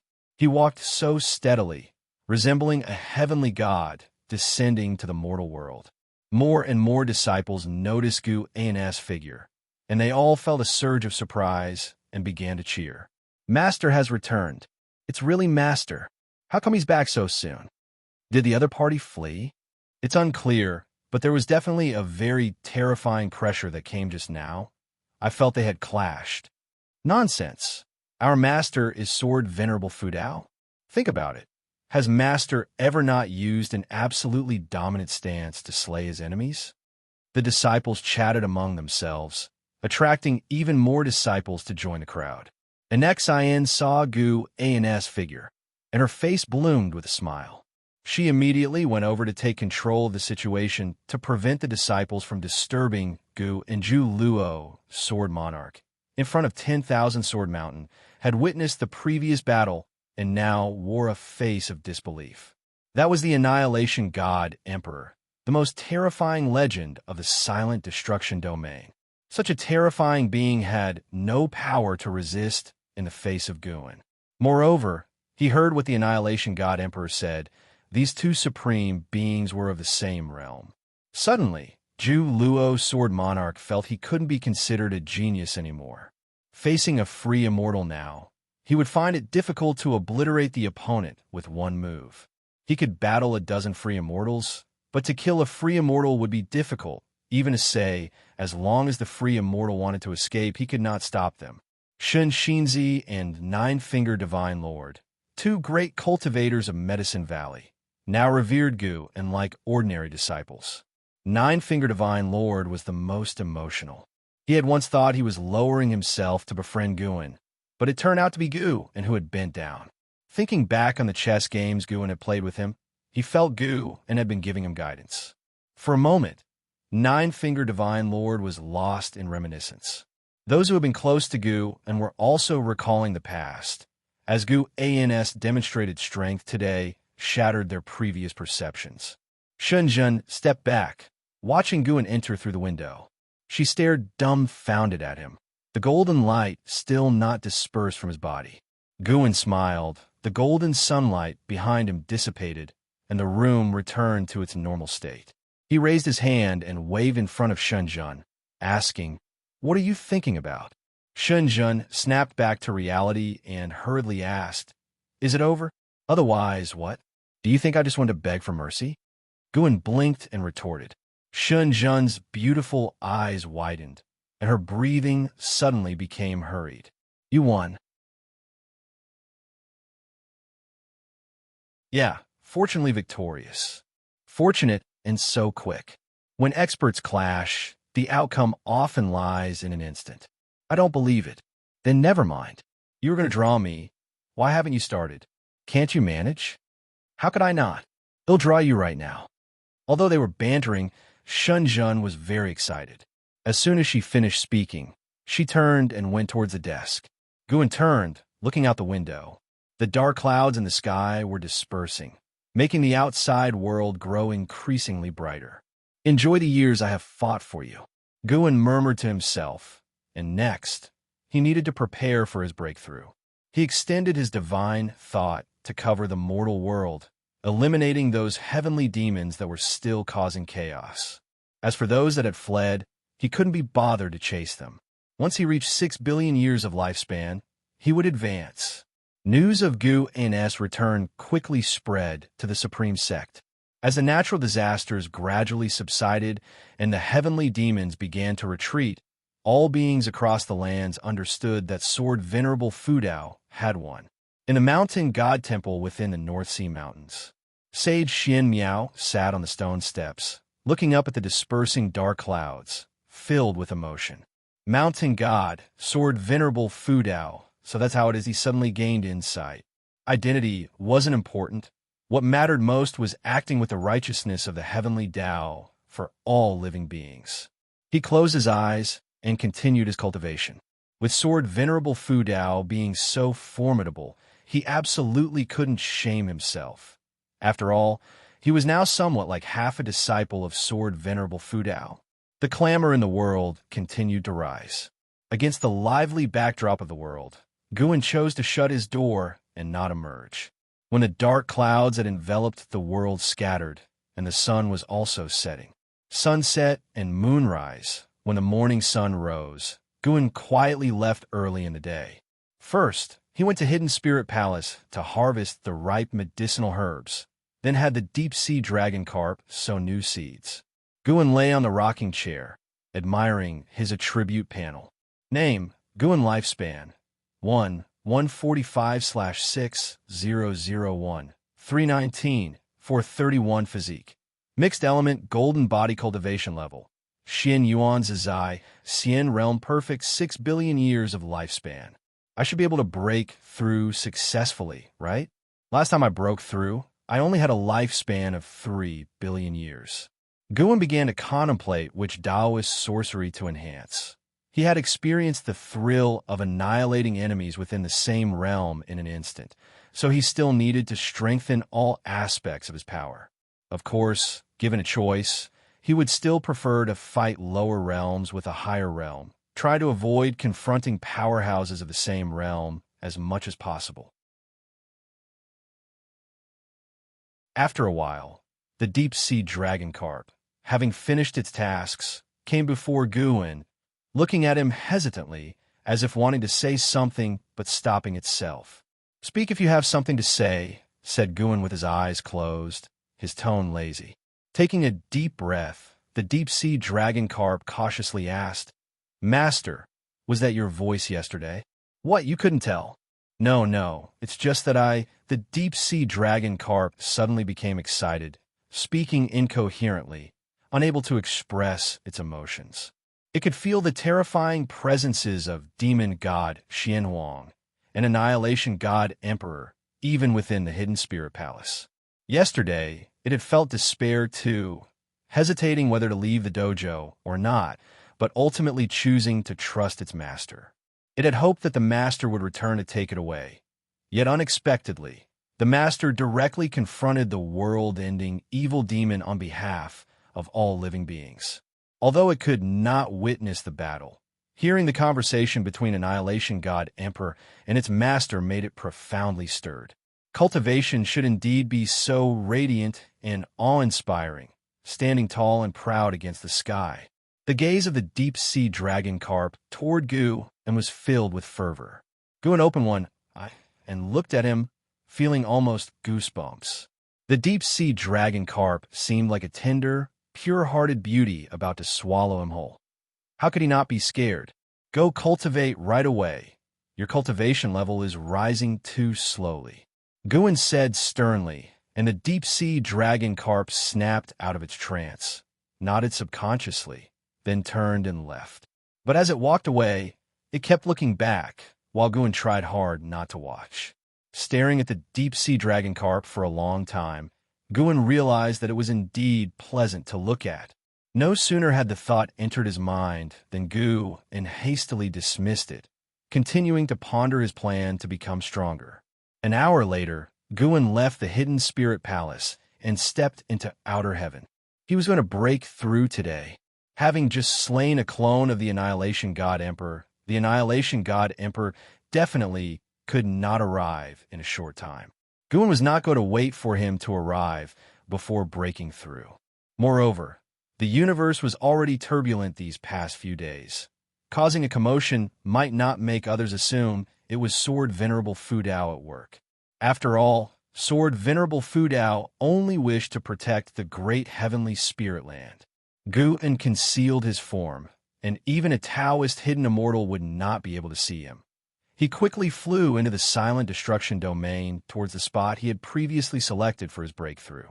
This time, he planned to delve deep into the silent destruction domain. Along the way, Guin saw many great heaven and earths, each encircled by a layer of heavenly Tao light, protecting them from the erosion of the Tao spiritual energy of the silent destruction domain. How many heavens and earths are there in this universe? Guin suddenly grew curious but didn't rush to explore. Once he landed on a desolate continent, he immediately set up a lifespan barrier. This continent was much larger than the Taitsong continent, with other similar desolate continents of various sizes floating around it, devoid of any greenery or elevation, dark and without daylight. Guin speculated that this was what remained after a great heaven and earth had been shattered, very distant from the great heavenly spirit land, separated by 8 vibrant great heaven and earths along the way. He began to probe the universe with his divine thought, and the divine thought of Xian Yuan Zizai, Xian spread out in an instant. The universe was boundless, and even the divine thought of Xian Yuan Zizai Xian could not reach the end in a short period, perhaps because there simply was no end. Guin did, however, see a boundary gate, which in his eyes was a forbidden land. He did not want to disturb the heavenly spirit god, so he deliberately bypassed the boundary gate. 10 breaths later, Guin withdrew his divine thought. He had explored 37 great heaven and earths that were in no way inferior to the great heavenly spirit land, as well as thousands upon thousands of minor heaven and earths. He remembered a legend that stated the great heavenly spirit land was merely a piece of what existed before. Could it be that all the heavens and earths in the universe originated from the same source, and the great heavenly spirit land just happened to be the middle piece? He thought it was quite possible, especially since the entity guarding the boundary gate was also named after the heavenly spirit. Guin was full of curiosity about the worlds within the boundary gate, but he knew now was not the time to explore the boundary gate, and he wouldn't even seek out the legends about it.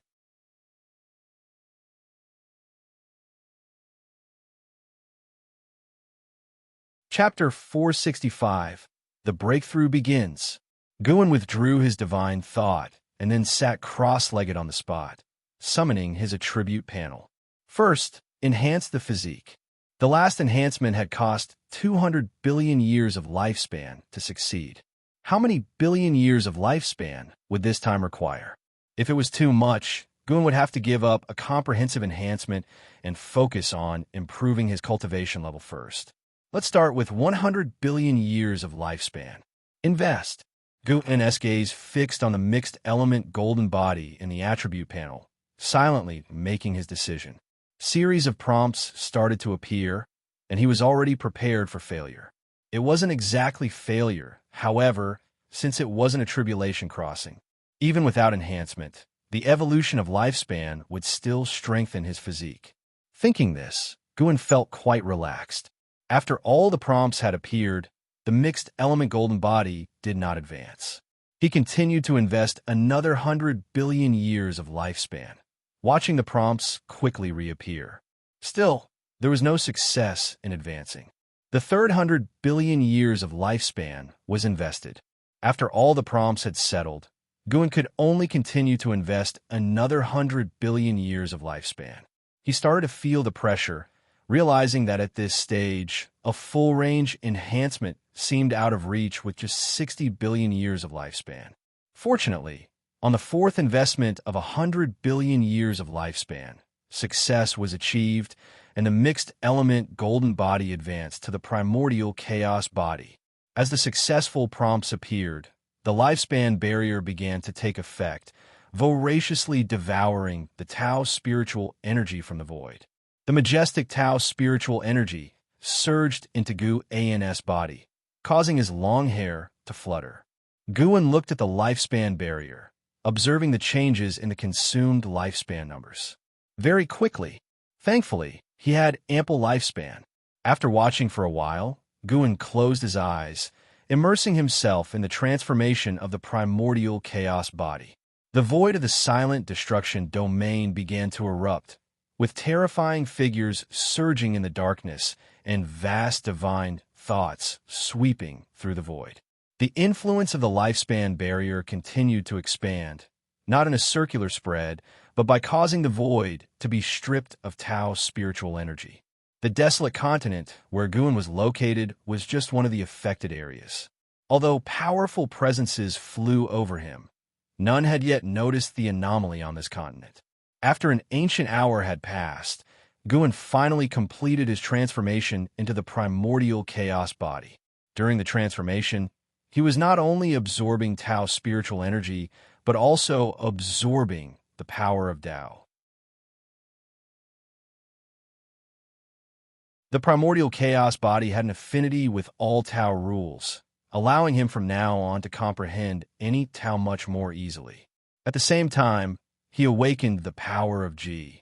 The power of Ji was not a transformation of spiritual energy, but was a power of his own will, possessing an unfathomable capacity for metamorphosis and possessing unimaginable offensive might. After completing the sensation and understanding, Guin felt he could wreak havoc everywhere purely with the power of Ji. It was indeed a physique that could only be forged with 400 billion years of lifespan. And even before this, the mixed element golden body had also been built over many years of accumulated lifespan. Guin recalled his previous physiques, ranging from low to high, as 5 elements treasure body, innate Taoist body, mystic holy body, primordial karmic body, Tai Chu Han Yuan body, primordial ultimate body, mixed element golden body, and primordial chaos body. Before the 5 element treasure body, he had spent a great deal of lifespan enhancing his spirit root. In the great heavenly spirit land, a treasure body was already a first-class physique of the current age. Zhu Zai's Tai Chu swallowing Yuan body was roughly equivalent to the primordial karmic body, which was the most powerful physique Gu had ever seen. Of course, it was only in this era that Guin had seen many powerful physiques within a lifespan samsara. Next up was the enhancement of cultivation techniques, ultimate skills, and divine skills.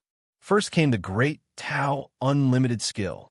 Guin spent over 3 billion years of lifespan to elevate the Great Tao Unlimited Skill to the Tao Great Freedom Wishing Scripture. Then came the half an hour of legacy phase, where the lifespan barrier had plunged the silent destruction domain into chaos, with even some races fleeing. After inheriting the cultivation techniques, Guin continued his lifespan evolution. The Great Thousand Follow Heart Void skill ascended from the Great Thousand Xian Void skill, consuming nearly 3 billion years of lifespan. The Xian Wang Eternal Dao step ascended from the Eternal Measuring Heaven Dao step, taking 350 million years of lifespan. The Heavenly Purple Micro Saint Dao body ascended from the Formless and Invisible Freedom body, costing 4 billion years of lifespan. Time swiftly passed. The anomalies in the silent destruction domain had already affected the great heavenly spirit land. Both the Immortal Dynasty and Holy Court dispatched great cultivators to defend it. The heavenly demons within the great heavenly spirit land had not completely dissipated, and now there was terrifying turbulence coming from beyond, alarming the cultivators from both sides. However, with the presence of Sword Venerable Fudao, they were not entirely hopeless. What's going on? Could there be an existence more terrifying than the heavenly demons? I'm not sure. Maybe it's related to that voice from yesterday. Don't be afraid. Despite the many terrifying Ori, if you feel carefully, they dare not approach the great heavenly spirit land. Exactly, Sword Venerable Fudao is an existence that transcends the 9 heavens of the immortal path. Have you ever heard of such an existence in the silent destruction domain before? Monks from the Holy Court and immortal spirits from the Immortal Dynasty discussed among themselves. Mentioning Sword Venerable Fudao excited them, especially when comparing him to the powerful beings from beyond, which filled them with pride. Their guesses weren't wrong. Those terrifying Ori from the silent destruction domain indeed dared not come close to the great heavenly spirit land. Many great powers secretly watched the battle between Gu and the Annihilation God Emperor. When Gu annihilated the Annihilation God Emperor with one move, they retreated very quickly and have yet to calm their emotions to this day. More and more great cultivators and great demons flew out from the great heavenly spirit land, gathering above the heavenly Tao light layer, readied for battle. While they discussed the anomalies from the beyond, they inevitably brought up Sword Venerable Fudao. Some even proposed that Sword Venerable Fudao should become the common lord of the world, so that the Holy Court and Immortal Dynasty need not compete anymore, and many agreed with this suggestion. Guin, who was being discussed, had just finished inheriting the memory of the heavenly purple micro Saint Dao body. This was a body refinement cultivation technique, not a physique, and it still retained the trait of preventing deduction by others, while also awakening a divine skill. Guin did not delve into the newly understood divine skill for the time being. He looked at his attribute panel and saw he had 41 billion years of lifespan remaining. The consumption of lifespan by the lifespan barrier was also a significant number not to be overlooked. Guin hesitated for a moment and decided to directly invest in cultivation level to avoid the risk of breakthrough failure. Good practice, 1 billion years at a time. You practiced chi absorption cultivation for 20 million years, and with the great accomplishment of Tao Great Freedom Wishing Scripture, you forcibly attempted to break through to the Luo Tian Zizai immortal realm. You began tribulation crossing, but could not endure the Tsangxuan Great Tao Reincarnation Tribulation, and the crossing failed. You practiced chi absorption cultivation for 40 million years, and with Tao Great Freedom Wishing Scripture, you forcibly attempted to break through to the Luo Tian Zizai immortal realm. You began tribulation crossing, but could not endure the Tsangxuan Great Tao Reincarnation Tribulation, and the crossing failed. 20 million years for one tribulation crossing? Good grief. Guin was shocked. The last time he broke through, it was only 5 million years per tribulation crossing. Is Luo Tian Zizai immortal that tyrannical? And this was after Guin had already enhanced his physique and cultivation techniques. Fortunately, he had kept 41 billion years of lifespan, or else he truly might not have been confident in a successful breakthrough.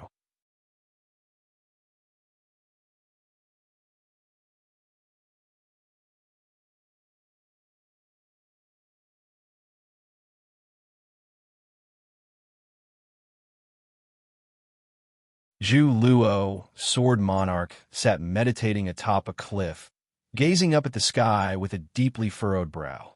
The location was very close to 10,000 Sword Mountain, and he had intended to meditate and gain enlightenment there. However, the increasingly frequent disturbances from beyond the sky made it impossible for him to calm his mind. What will happen next? Zhu Luo, Sword Monarch, wondered with confusion. Even beings like the Annihilation God Emperor had been destroyed, and he had thought there would be a period of calm. Unexpectedly, new changes had arisen so soon. He couldn't help but feel that the great heavenly spirit land was a place of constant disaster and turmoil. On second thought, he found it normal, considering it was the great heavenly spirit land, the center of the universe. Although it might not be the strongest land, its past made it clear that it would never be ordinary. After the battle had ended the day before, many people had arrived at the Third Medicine Valley, all wishing to visit Sword Venerable Fudao. LV Batian had specifically ordered the cultivators from the LV and G families to guard the surroundings of Medicine Valley to prevent Gu and from being disturbed. Yilan and Jinqin, who had come to visit, were also stopped. Sword Venerable Fudao is my master. How dare you block my way? Jinqin exclaimed with wide eyes, annoyed. The middle-aged cultivator who had stopped her paled, saying solemnly, "Do not spout nonsense." After speaking, he instinctively glanced around, clearly wary of something. At that moment, a figure clad in tight black clothes and wearing a theatrical mask appeared out of thin air. Upon seeing him, the expression of the middle-aged cultivator became even more unnatural. Immediately afterward, as if hearing something, the middle-aged cultivator bowed to Yilan and Jinqin, saying, "My apologies, I was blind to the truth. I am simply following orders. Please come in." Jinqin gave a glance at the figure in black and couldn't help but pout before pulling Yilan into the Third Medicine Valley. The figure in black vanished from the spot, and the nearby LV family cultivators crowded around the middle-aged cultivator, curious to know if the two women indeed were the disciples of Sword Venerable Fudao. The middle-aged cultivator took a deep breath and nodded slowly. This caused the others to turn and observe the retreating figures of Yilan and Jinqin, memorizing their faces so as not to act inappropriately if they met them again. After entering Medicine Valley, Yilan realized there were more people than the last time she visited, and many of them had cultivation levels she couldn't fathom. Junior aunt, senior sister, you're here, and XN walked quickly toward them, greeting them warmly. Seeing Yilan, both ladies also smiled. Jinqin went up to join her, linking arms with an XN, and the two women immediately began chattering away. After a while, seizing a moment, Yilan asked, "Isn't senior brother here?" And Xian nodded and said, "He left early this morning, but he always returns quickly after leaving. Shall I show you where to stay first?" Yilan had no objections. Now that she knew Gu and was Sword Venerable Fudao, she was even less worried that he would be away for long. The three women walked toward a cluster of attics, and Yilan suddenly asked, "And Xian, did you know about your true identity a long time ago?" Jinqin followed suit, turning her gaze to an Xian. And Xian let out a bitter smile. "How could I? I only found out yesterday as well." Upon hearing this, Yilan's face broke into a smile, and Jinqin followed, complaining about how well their master had kept the secret from her. With a sense of self-congratulation for having dodged the bullet, and Xian thought to herself, "Master, I have learned 1/10 of your ways." She was no fool.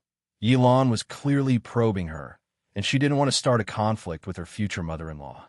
Although Yilan and Gu were simply fellow disciples at this point, and in Zin's eyes, the two were no different from Daoist partners.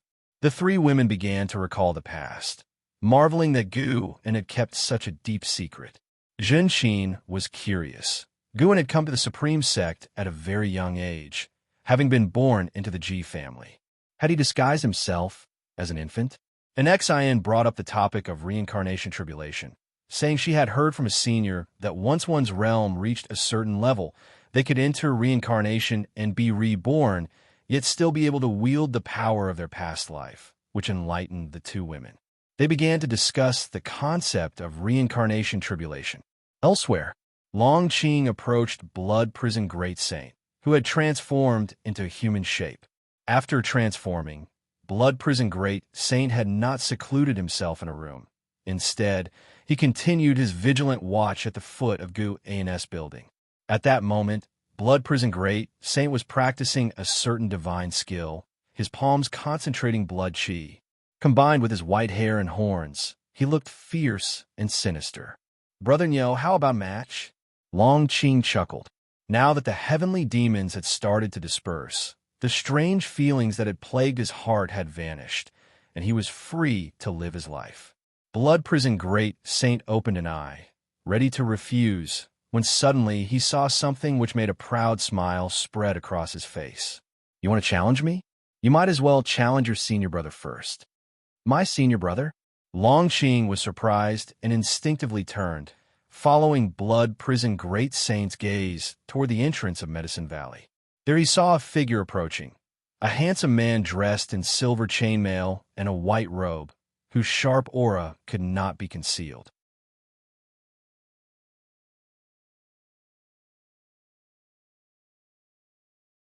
Chapter 467. Luo Tian, Representing Heaven. Yang Jian walked along the mountain path of the third Medicine Valley, looking at the bustling Medicine Valley, his heart filled with emotion. Years had passed, and truly, things were no longer the same. After walking a distance, Yang Jian didn't come across anyone familiar. He did not use his divine sense. Returning to this place, he didn't want to be too intrusive. "Yang Jian, senior brother?" A voice filled with surprise reached his ears, prompting Yang Jian to turn and look. He saw a female cultivator approaching, her features pleasing and appearing to be in her 30s. Her eyes shone with surprise as she looked at him, even mixed with tears.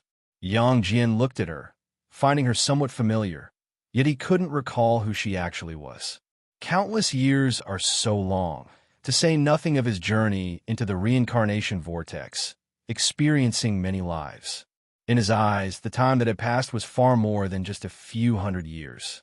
Yang Jian watched the female cultivator come before him, her joyous eyes making him feel compassion. After some thought, he asked, "Are you well?" The fact that she could call out his name meant she certainly knew him. Unable to explain the intricacies of reincarnation, it wasn't kind to say he had forgotten her. The female cultivator became even more excited, starting to recount her life after Yang Jian had left. From her words, Yang Jian learned her identity and the changes in the third Medicine Valley and the whole world after his departure. When he learned about Gu An's cultivation being revealed, he wasn't surprised, as he had already heard about the recent events on his way here. This return also involved the arrangement of the Holy Court. He was originally back to join the war effort, but now he was sent to find Guan, and it was the Holy Minister who personally brought him here. At that moment, the Holy Minister was in the outer gate city, feeling the sword intent on the heavenly repair platform. So many years had passed. Not many people in the third Medicine Valley knew of Yang Jian, but his name had always been circulated. The female cultivator was no longer a disciple of the Medicine Valley. Today, she had come back to visit her juniors, and upon seeing Yang Jian, she was beyond excited. She introduced Yang Jian to everyone she met. Those who had heard his name were surprised, and those who hadn't showed warmth after learning he was Gu An's disciple. This eased Yang Jian's nervousness significantly. Carrying the mission of the Holy Court made him feel uncomfortable, but the Holy Minister had not required him to do anything outrageous, just to ask Guan for his opinions on the future of the world. Meanwhile, another person had arrived, Zhang Xianwang from the Immortal dynasty. He had initially represented the Immortal dynasty to win over the sword Venerable Fu Dao and had met Guan during this process. Many years had gone by, and he had almost forgotten Guan until the Yangxian Emperor summoned him and said that Guan was indeed the sword Venerable Fu Dao, even personally bringing him to the third Medicine Valley. It wasn't until he stepped into the third Medicine Valley that he, too, was stupefied. The vague memory of Guan became clear in his mind. When he recalled their past interactions, he found mysteries at every turn. Guan's sunny smile seemed loaded with deeper meaning, leaving him feeling uneasy, unsure of how to face Guan. His steps slowed. Suddenly, he was afraid to confront Guan. What would he say to the one who had salvaged the entire great heavenly spirit land? What could he say? Zhang Xianwang was in turmoil, almost in a daze. Nobody greeted him along the way. It wasn't that the people of the third Medicine Valley had become arrogant. but they had just experienced a huge battle the day before.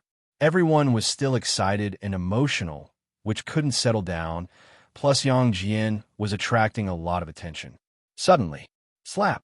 A hand landed on Zhang Xianwang's shoulder, frightening the carefree primordial immortal so much that his 3 souls and 7 spirits nearly flew out. He instinctively turned around, and then, as if struck by lightning, he froze. "Brother Zhang, it's been a long time," Guan said with a smile on his face. He had just made a breakthrough and was in a good mood. He was now in the later stages of the Luo Tian Freedom Immortal Realm. He still had over 31 million years of life left. How could he not be happy? Beneath the happiness, he also felt some emotion.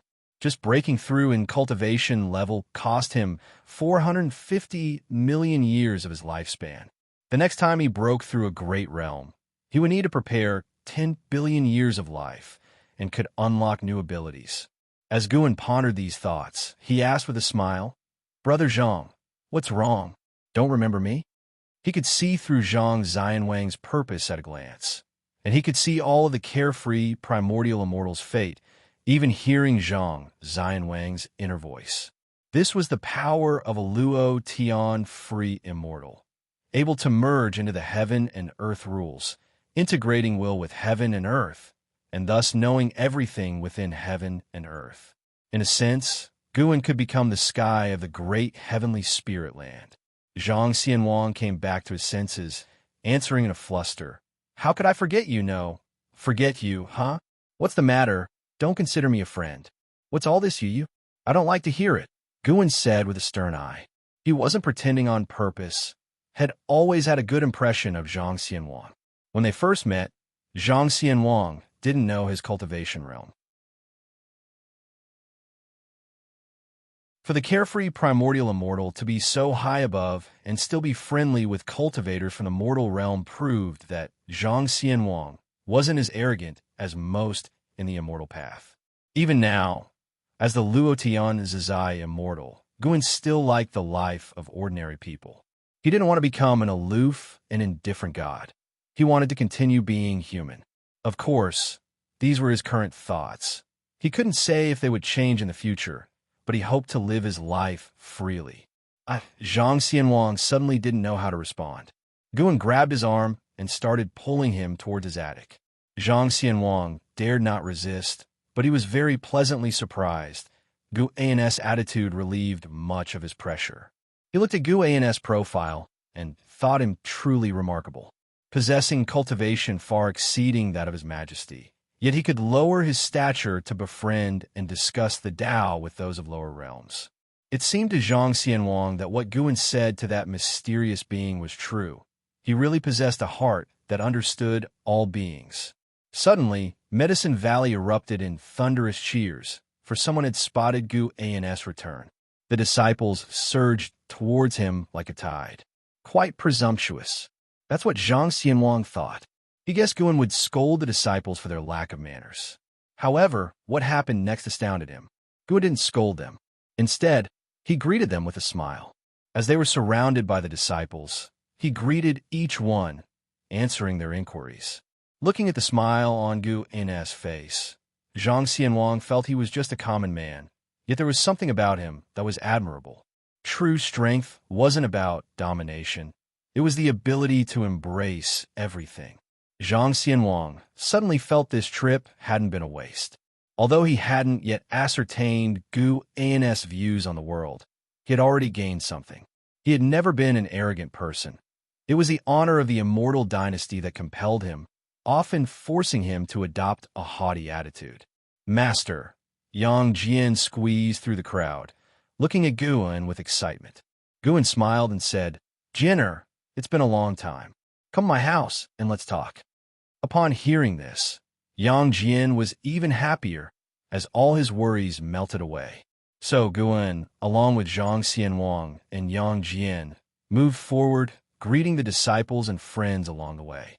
Not only Zhang Xianwang was moved by Gu An's style, Zhu Luo Sword Monarch was too. He couldn't understand why Guan got along so well with these mortals, nor could he comprehend why these mortals lacked a sense of awe towards Guan Master. Zhenqin's voice suddenly came from behind the crowd. Guan, surrounded by all like the moon by stars, smiled at her and Yilan, then pointed to his attic and said, "Let's talk in my house." Yilan looked at Guan like this, her face brimming with a smile.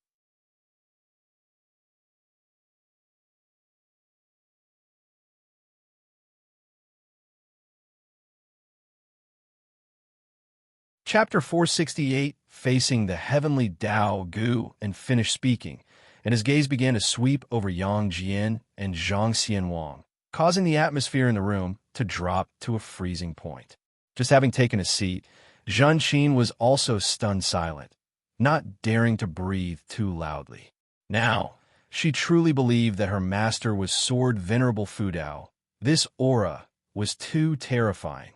It was also the first time Yang Jian had felt his master display such an aura, and even though he had regained his memories from his previous life and possessed a wealth of experiences, he still felt a chill in the face of Gu An's aura, feeling as though even the mana in his body had solidified. The nervousness that Zhang Xianwang had felt earlier surged back, and his entire body stiffened. Yilan, on the other hand, wasn't nervous. She felt in the depths of her heart that Guan would never hurt her. Daoist friend from before, you speak. Facing the pressure from Guan, Zhang Xianwang gritted his teeth and asked. Guan replied expressionlessly, I don't intervene in the conflicts of the great heaven and earth, but do not provoke me and do not involve the mortal spirits. Immortals are different from mortals, not in terms of status, but because the gap in power requires a safe distance to be maintained. After hearing this, Yang Jian and Zhang Xianwang immediately nodded in agreement. Guan then revealed a smile, the terrifying pressure completely disappearing, leaving Yang Jian, Zhang Xianwang, and Zhen Qin somewhat in a daze. All right, I've said what you wanted to ask. Now we should talk about something cheerful. How have you all been these years? Jianer, you go first. Guan looked towards Yang Jian with a smile and asked. Yang Jian came back to his senses and immediately began recounting his experiences. Even with Zhang Xianwang beside him, he did not hold back. Zhang Xianwang was very interested in his experiences. Yilan and Zhenqin, upon hearing that Yang Jian had entered reincarnation, became interested. Unlike the three individuals from Medicine Valley, the two of them were at the mortal spirit realm. Even in their subsect where they held authority, they were still at the bottom of the immortal cultivation world and could not touch upon the matters of reincarnation. They had been to the mortal world to deliver wild ghosts to salvation, but they could not fathom how ghosts reincarnated. Guan also listened attentively, occasionally asking for details, and the atmosphere was very harmonious. Meanwhile, the anomalies outside outer heaven finally began to slow down, and the creatures of the silent destruction domain remained anxious. There had been pauses before, but soon after, the Tao's spiritual energy would violently stir once more, so they did not dare to believe this peace would be the last. Time swiftly passed. Until dusk, Guan asked an Xian to settle Zhenqin, Yang Jian, and Zhang Xianwang, while he spent time alone with Yilan. Guan looked at Yilan and said, Ask what you want to ask. He had previously concealed his identity as Sword Venerable Fudao, and he could hear Yilan's thoughts, so he encouraged her to speak her mind. Indeed, Yilan had many questions, but seeing that Guan had kept her alone, willing to explain, her grievances melted away like mist before the sun. Who Guan was, did it really matter? What was important should be that Guan, no matter his identity, was protecting her. Furthermore, seeing the commotion outside, Yilan understood why the identity of Sword Venerable Fudao had to remain a secret. Yilan smiled brightly and said, How does it feel to be so admired? Guan heard her question and knew she bore no grudge. Her junior sister was always so understanding. Guan shook his head with a smile and said, It's all empty fame. In this world, a name might live longer than the person, but it cannot withstand the passage of time. But that's for ordinary people. With elder brother's prowess, people will surely talk about you forever. Yilan spoke earnestly. Throughout history, how many had the power to save the world? As far as she knew, there was no one better, more accomplished than her elder brother. Guin smiled helplessly and then picked up the teapot to pour some tea for Yulon. Yulon read his expression and thought about Guin's previous conversation with the Annihilation God Emperor, so she couldn't help asking, could a world like ours really be destroyed? Guin nodded and said, it was destroyed once long ago. The current great heaven and earth is but a fragment of what once was, and there are many great heaven and earths beyond our sky. Perhaps there are even multiple universes out there. There might be many, many universes. Even I feel very small in comparison. Hearing this, Yilan's imagination took flight, and she exclaimed earnestly, there are people beyond our people, and skies beyond our sky. I really want to see what lies beyond outer heaven, but alas, I am not qualified. Guin looked at her and said, if you wish to go, I can take you. Yilan was somewhat tempted, but she still shook her head and said, let's not. I am afraid that seeing it will only make me more discontent. She then looked steadily at Guin and asked, elder brother, is there truly a chance in reincarnation? Will the me in my next life still be me? She had become intrigued by reincarnation after hearing Yang Jian's experiences. Moreover, the primordial reincarnation skill could accumulate cultivation level across reincarnations. Previously, she did not believe in it, but now she thought that perhaps embarking towards death was the beginning of innate reincarnation. Hearing her thoughts, Guin answered, of course there is. The path of immortal cultivation is to explore the path of Tao, and reincarnation is also a form of Tao. If you can recover your memories in your next life, then you are still you. But even if memories are not recovered, you are still you. Your soul has not changed. Reincarnation might erase memories, but it can't alter your nature, nor can it change the deep-seated desires that burst forth from your heart. He had always felt that one's nature was determined by the heavens, that it's the experiences of life that suppress nature and shape principles, thereby forming a new person.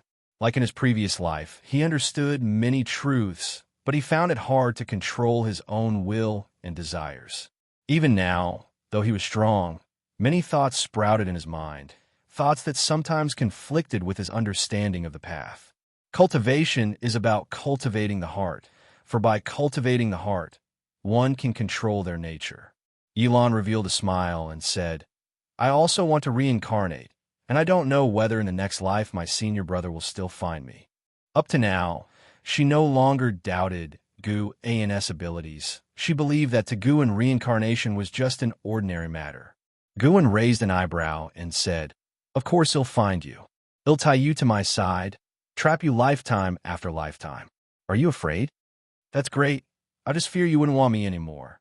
Yilan pretended to be pitiful. Guin laughed and said, I'm just afraid the subconscious you will be rebellious. Don't treat me like an enemy then. Yilan looked steadily at Guin and said, that's impossible. Whether or not I have memories, as long as I see you, I will trust you completely. Even though I have never been through reincarnation, I firmly believe this. Guin and her locked eyes, listening to the voice of her heart, and the room fell quiet alongside them. Senior brother, what does it feel like to guard alone, to watch old acquaintances constantly reincarnate? Yilan continued to ask. She was certain that Guin had lived for countless years. She couldn't even tell if her past life was closely related to Guin, which is why he took such good care of her.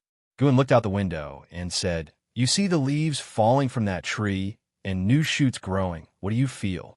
Yilan followed his gaze and looked outside the window, her thoughts drifting. Guin's Taoist intent enveloped her, helping her to comprehend the natural ways of heaven and earth. Both watched out the window, lost in thought. Before Guin's eyes, all the past resurfaced. When he had nothing else to do, he would recall the past, including his experiences on Earth from his former life, remembering always where he came from, and for what he pursued immortal cultivation. As Guin's thoughts drifted, a breeze rose outside the window, stirring the old tree beside the attic. Just as he said, some leaves were blown away. That leaf seemed unwilling to hit the ground, fluttering and struggling in the wind, rising and falling with it.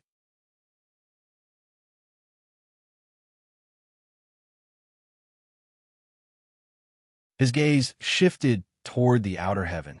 That layer of light symbolized the power of heaven. He was curious if reincarnation had anything to do with heavenly Tao, who sat high above, decreeing the destinies for all things. He thought of the group of immortals he would eventually face. Perhaps the power behind heavenly Tao was such extraordinary immortals in control of everything. One day he would confront these beings, face heavenly Tao.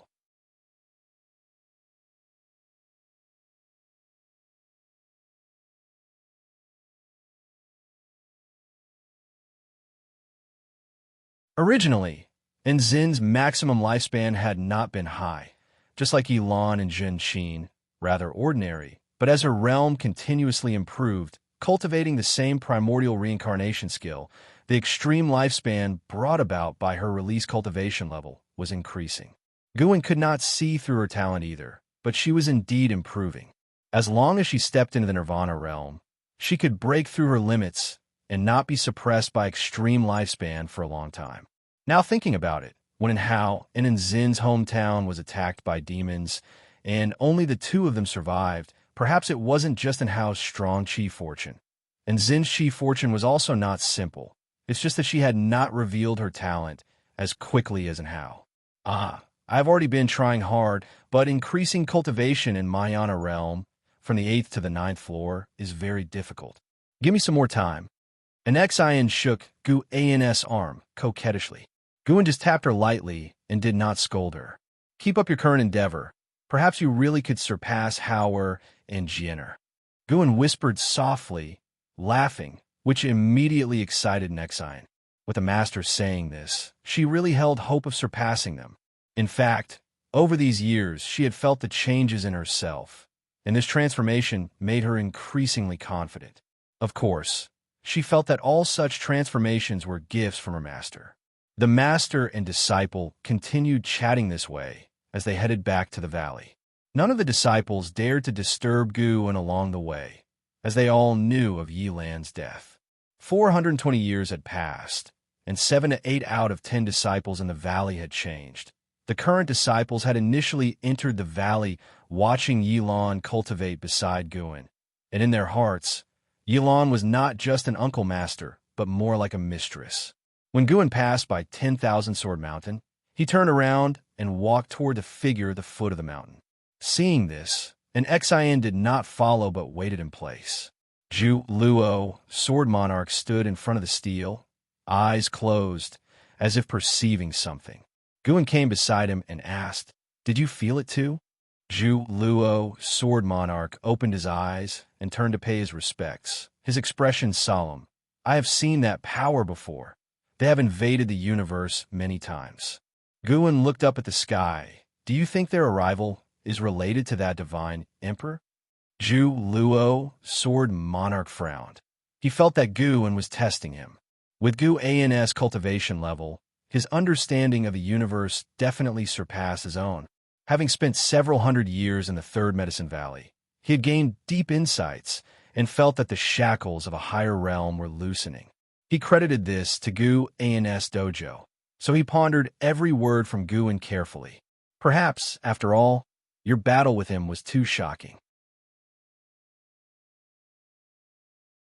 Even the Tao mourned, and the Divine Emperor came specifically to the great heavenly spirit land, seemingly in search of something. Zhu Luo, Sword Monarch, responded thoughtfully. Guin indeed knew who the mysterious forces infiltrating this universe were.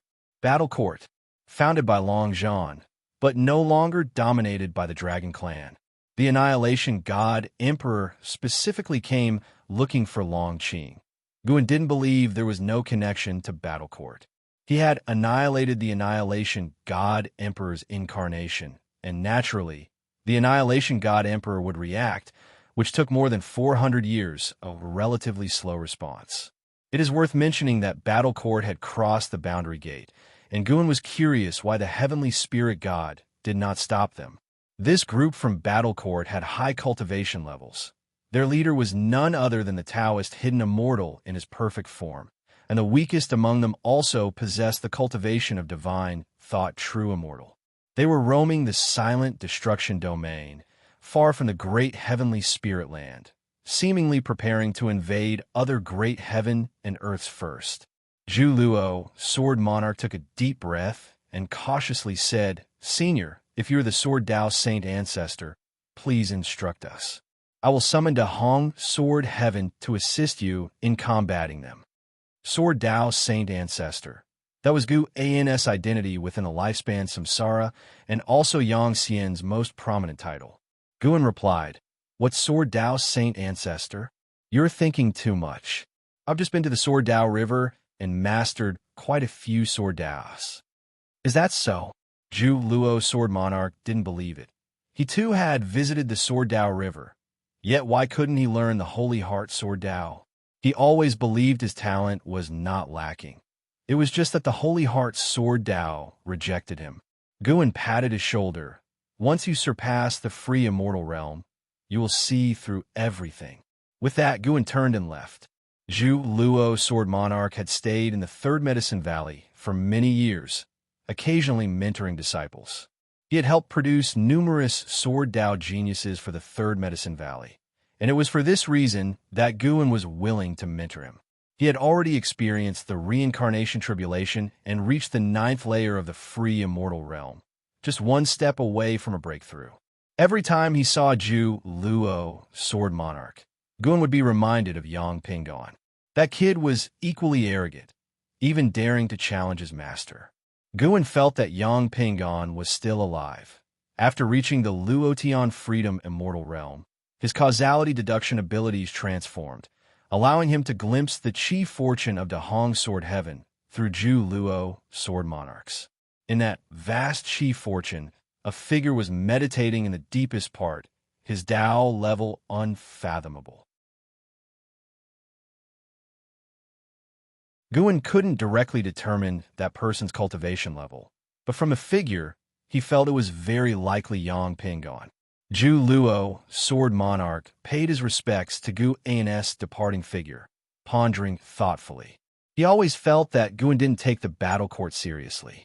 He wanted to express how terrible the battle court was, but then he thought again he had no idea how strong Guan actually was. The mighty Annihilation God Emperor was annihilated by him in one move. It was hard to say what would happen if battle court encountered him. Thinking that Guan might be the Sword Dao Saint Ancestor, he felt a fiery enthusiasm in his heart. No, the Saint Ancestor might not admit his identity, but he, as a junior, must act. Zhu Luo, Sword Monarch, raised his hand. A burst of green light erupted, followed by a blossoming, ethereal green lotus.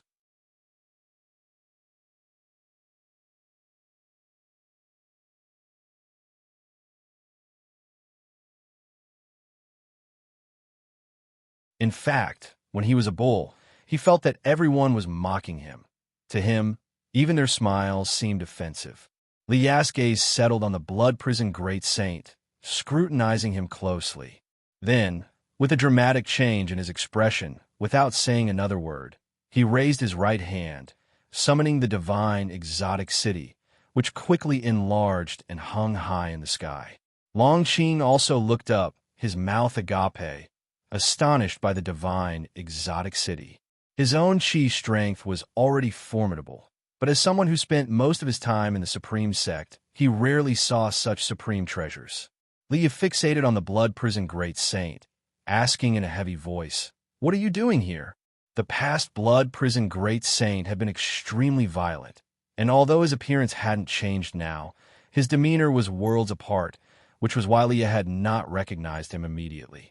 Remembering the battle from years ago, Leah inevitably thought of Zhang Buku, and his mood instantly turned to annoyance. Zhang Buku had always been a thorn in his side. He felt he had failed to take care of Zhang Buku, leading to the latter's current situation, where his whereabouts and life or death were unknown. The blood-prisoned great saint taunted, "I've been here for 1,000 years, and you're asking me? You should be the one I'm asking. Every time you return, I'm here, It's just that you have eyes but failed to recognize." Leah furrowed his brow, reflecting carefully. Longqing looked left and right, thinking to himself, why haven't they started fighting yet? He often sparred with the Blood Prison Great Saint, and, as he had never won, he wanted to see the Great Saint take a beating. Perhaps Li Ya's cultivation level was not as high as the Blood Prison Great Saint's, but Longqing had heard of the formidable reputation of the divine exotic city. It was said to be a pseudo-immortal path's supreme treasure, capable of contending with wandering immortals. The appearance of the divine exotic city attracted more and more disciples to fly over. Leah calmed down and immediately retracted the divine exotic city into the palm of his hand. The Blood Prison Great Saint's appearance here meant he was no longer an enemy. At the very least, Guan had taken him in. Speaking of which, he held no grudges against the Blood Prison Great Saint. They had only fought over a chance opportunity back then, and he had been utterly defeated. An Xian flew over and landed on the edge of the cliff. She glared at the Blood Prison Great Saint and Longqing for a moment before turning to Leah. She lifted her hand in a salute and said, "Marshal Uncle Leah, the master has been waiting for you for a long time. Please come with me." Leah remembered an Xian, and he was somewhat surprised. After many years, an Xian no longer resembled an ordinary woman. Her every movement carried the aura of a highly cultivated being.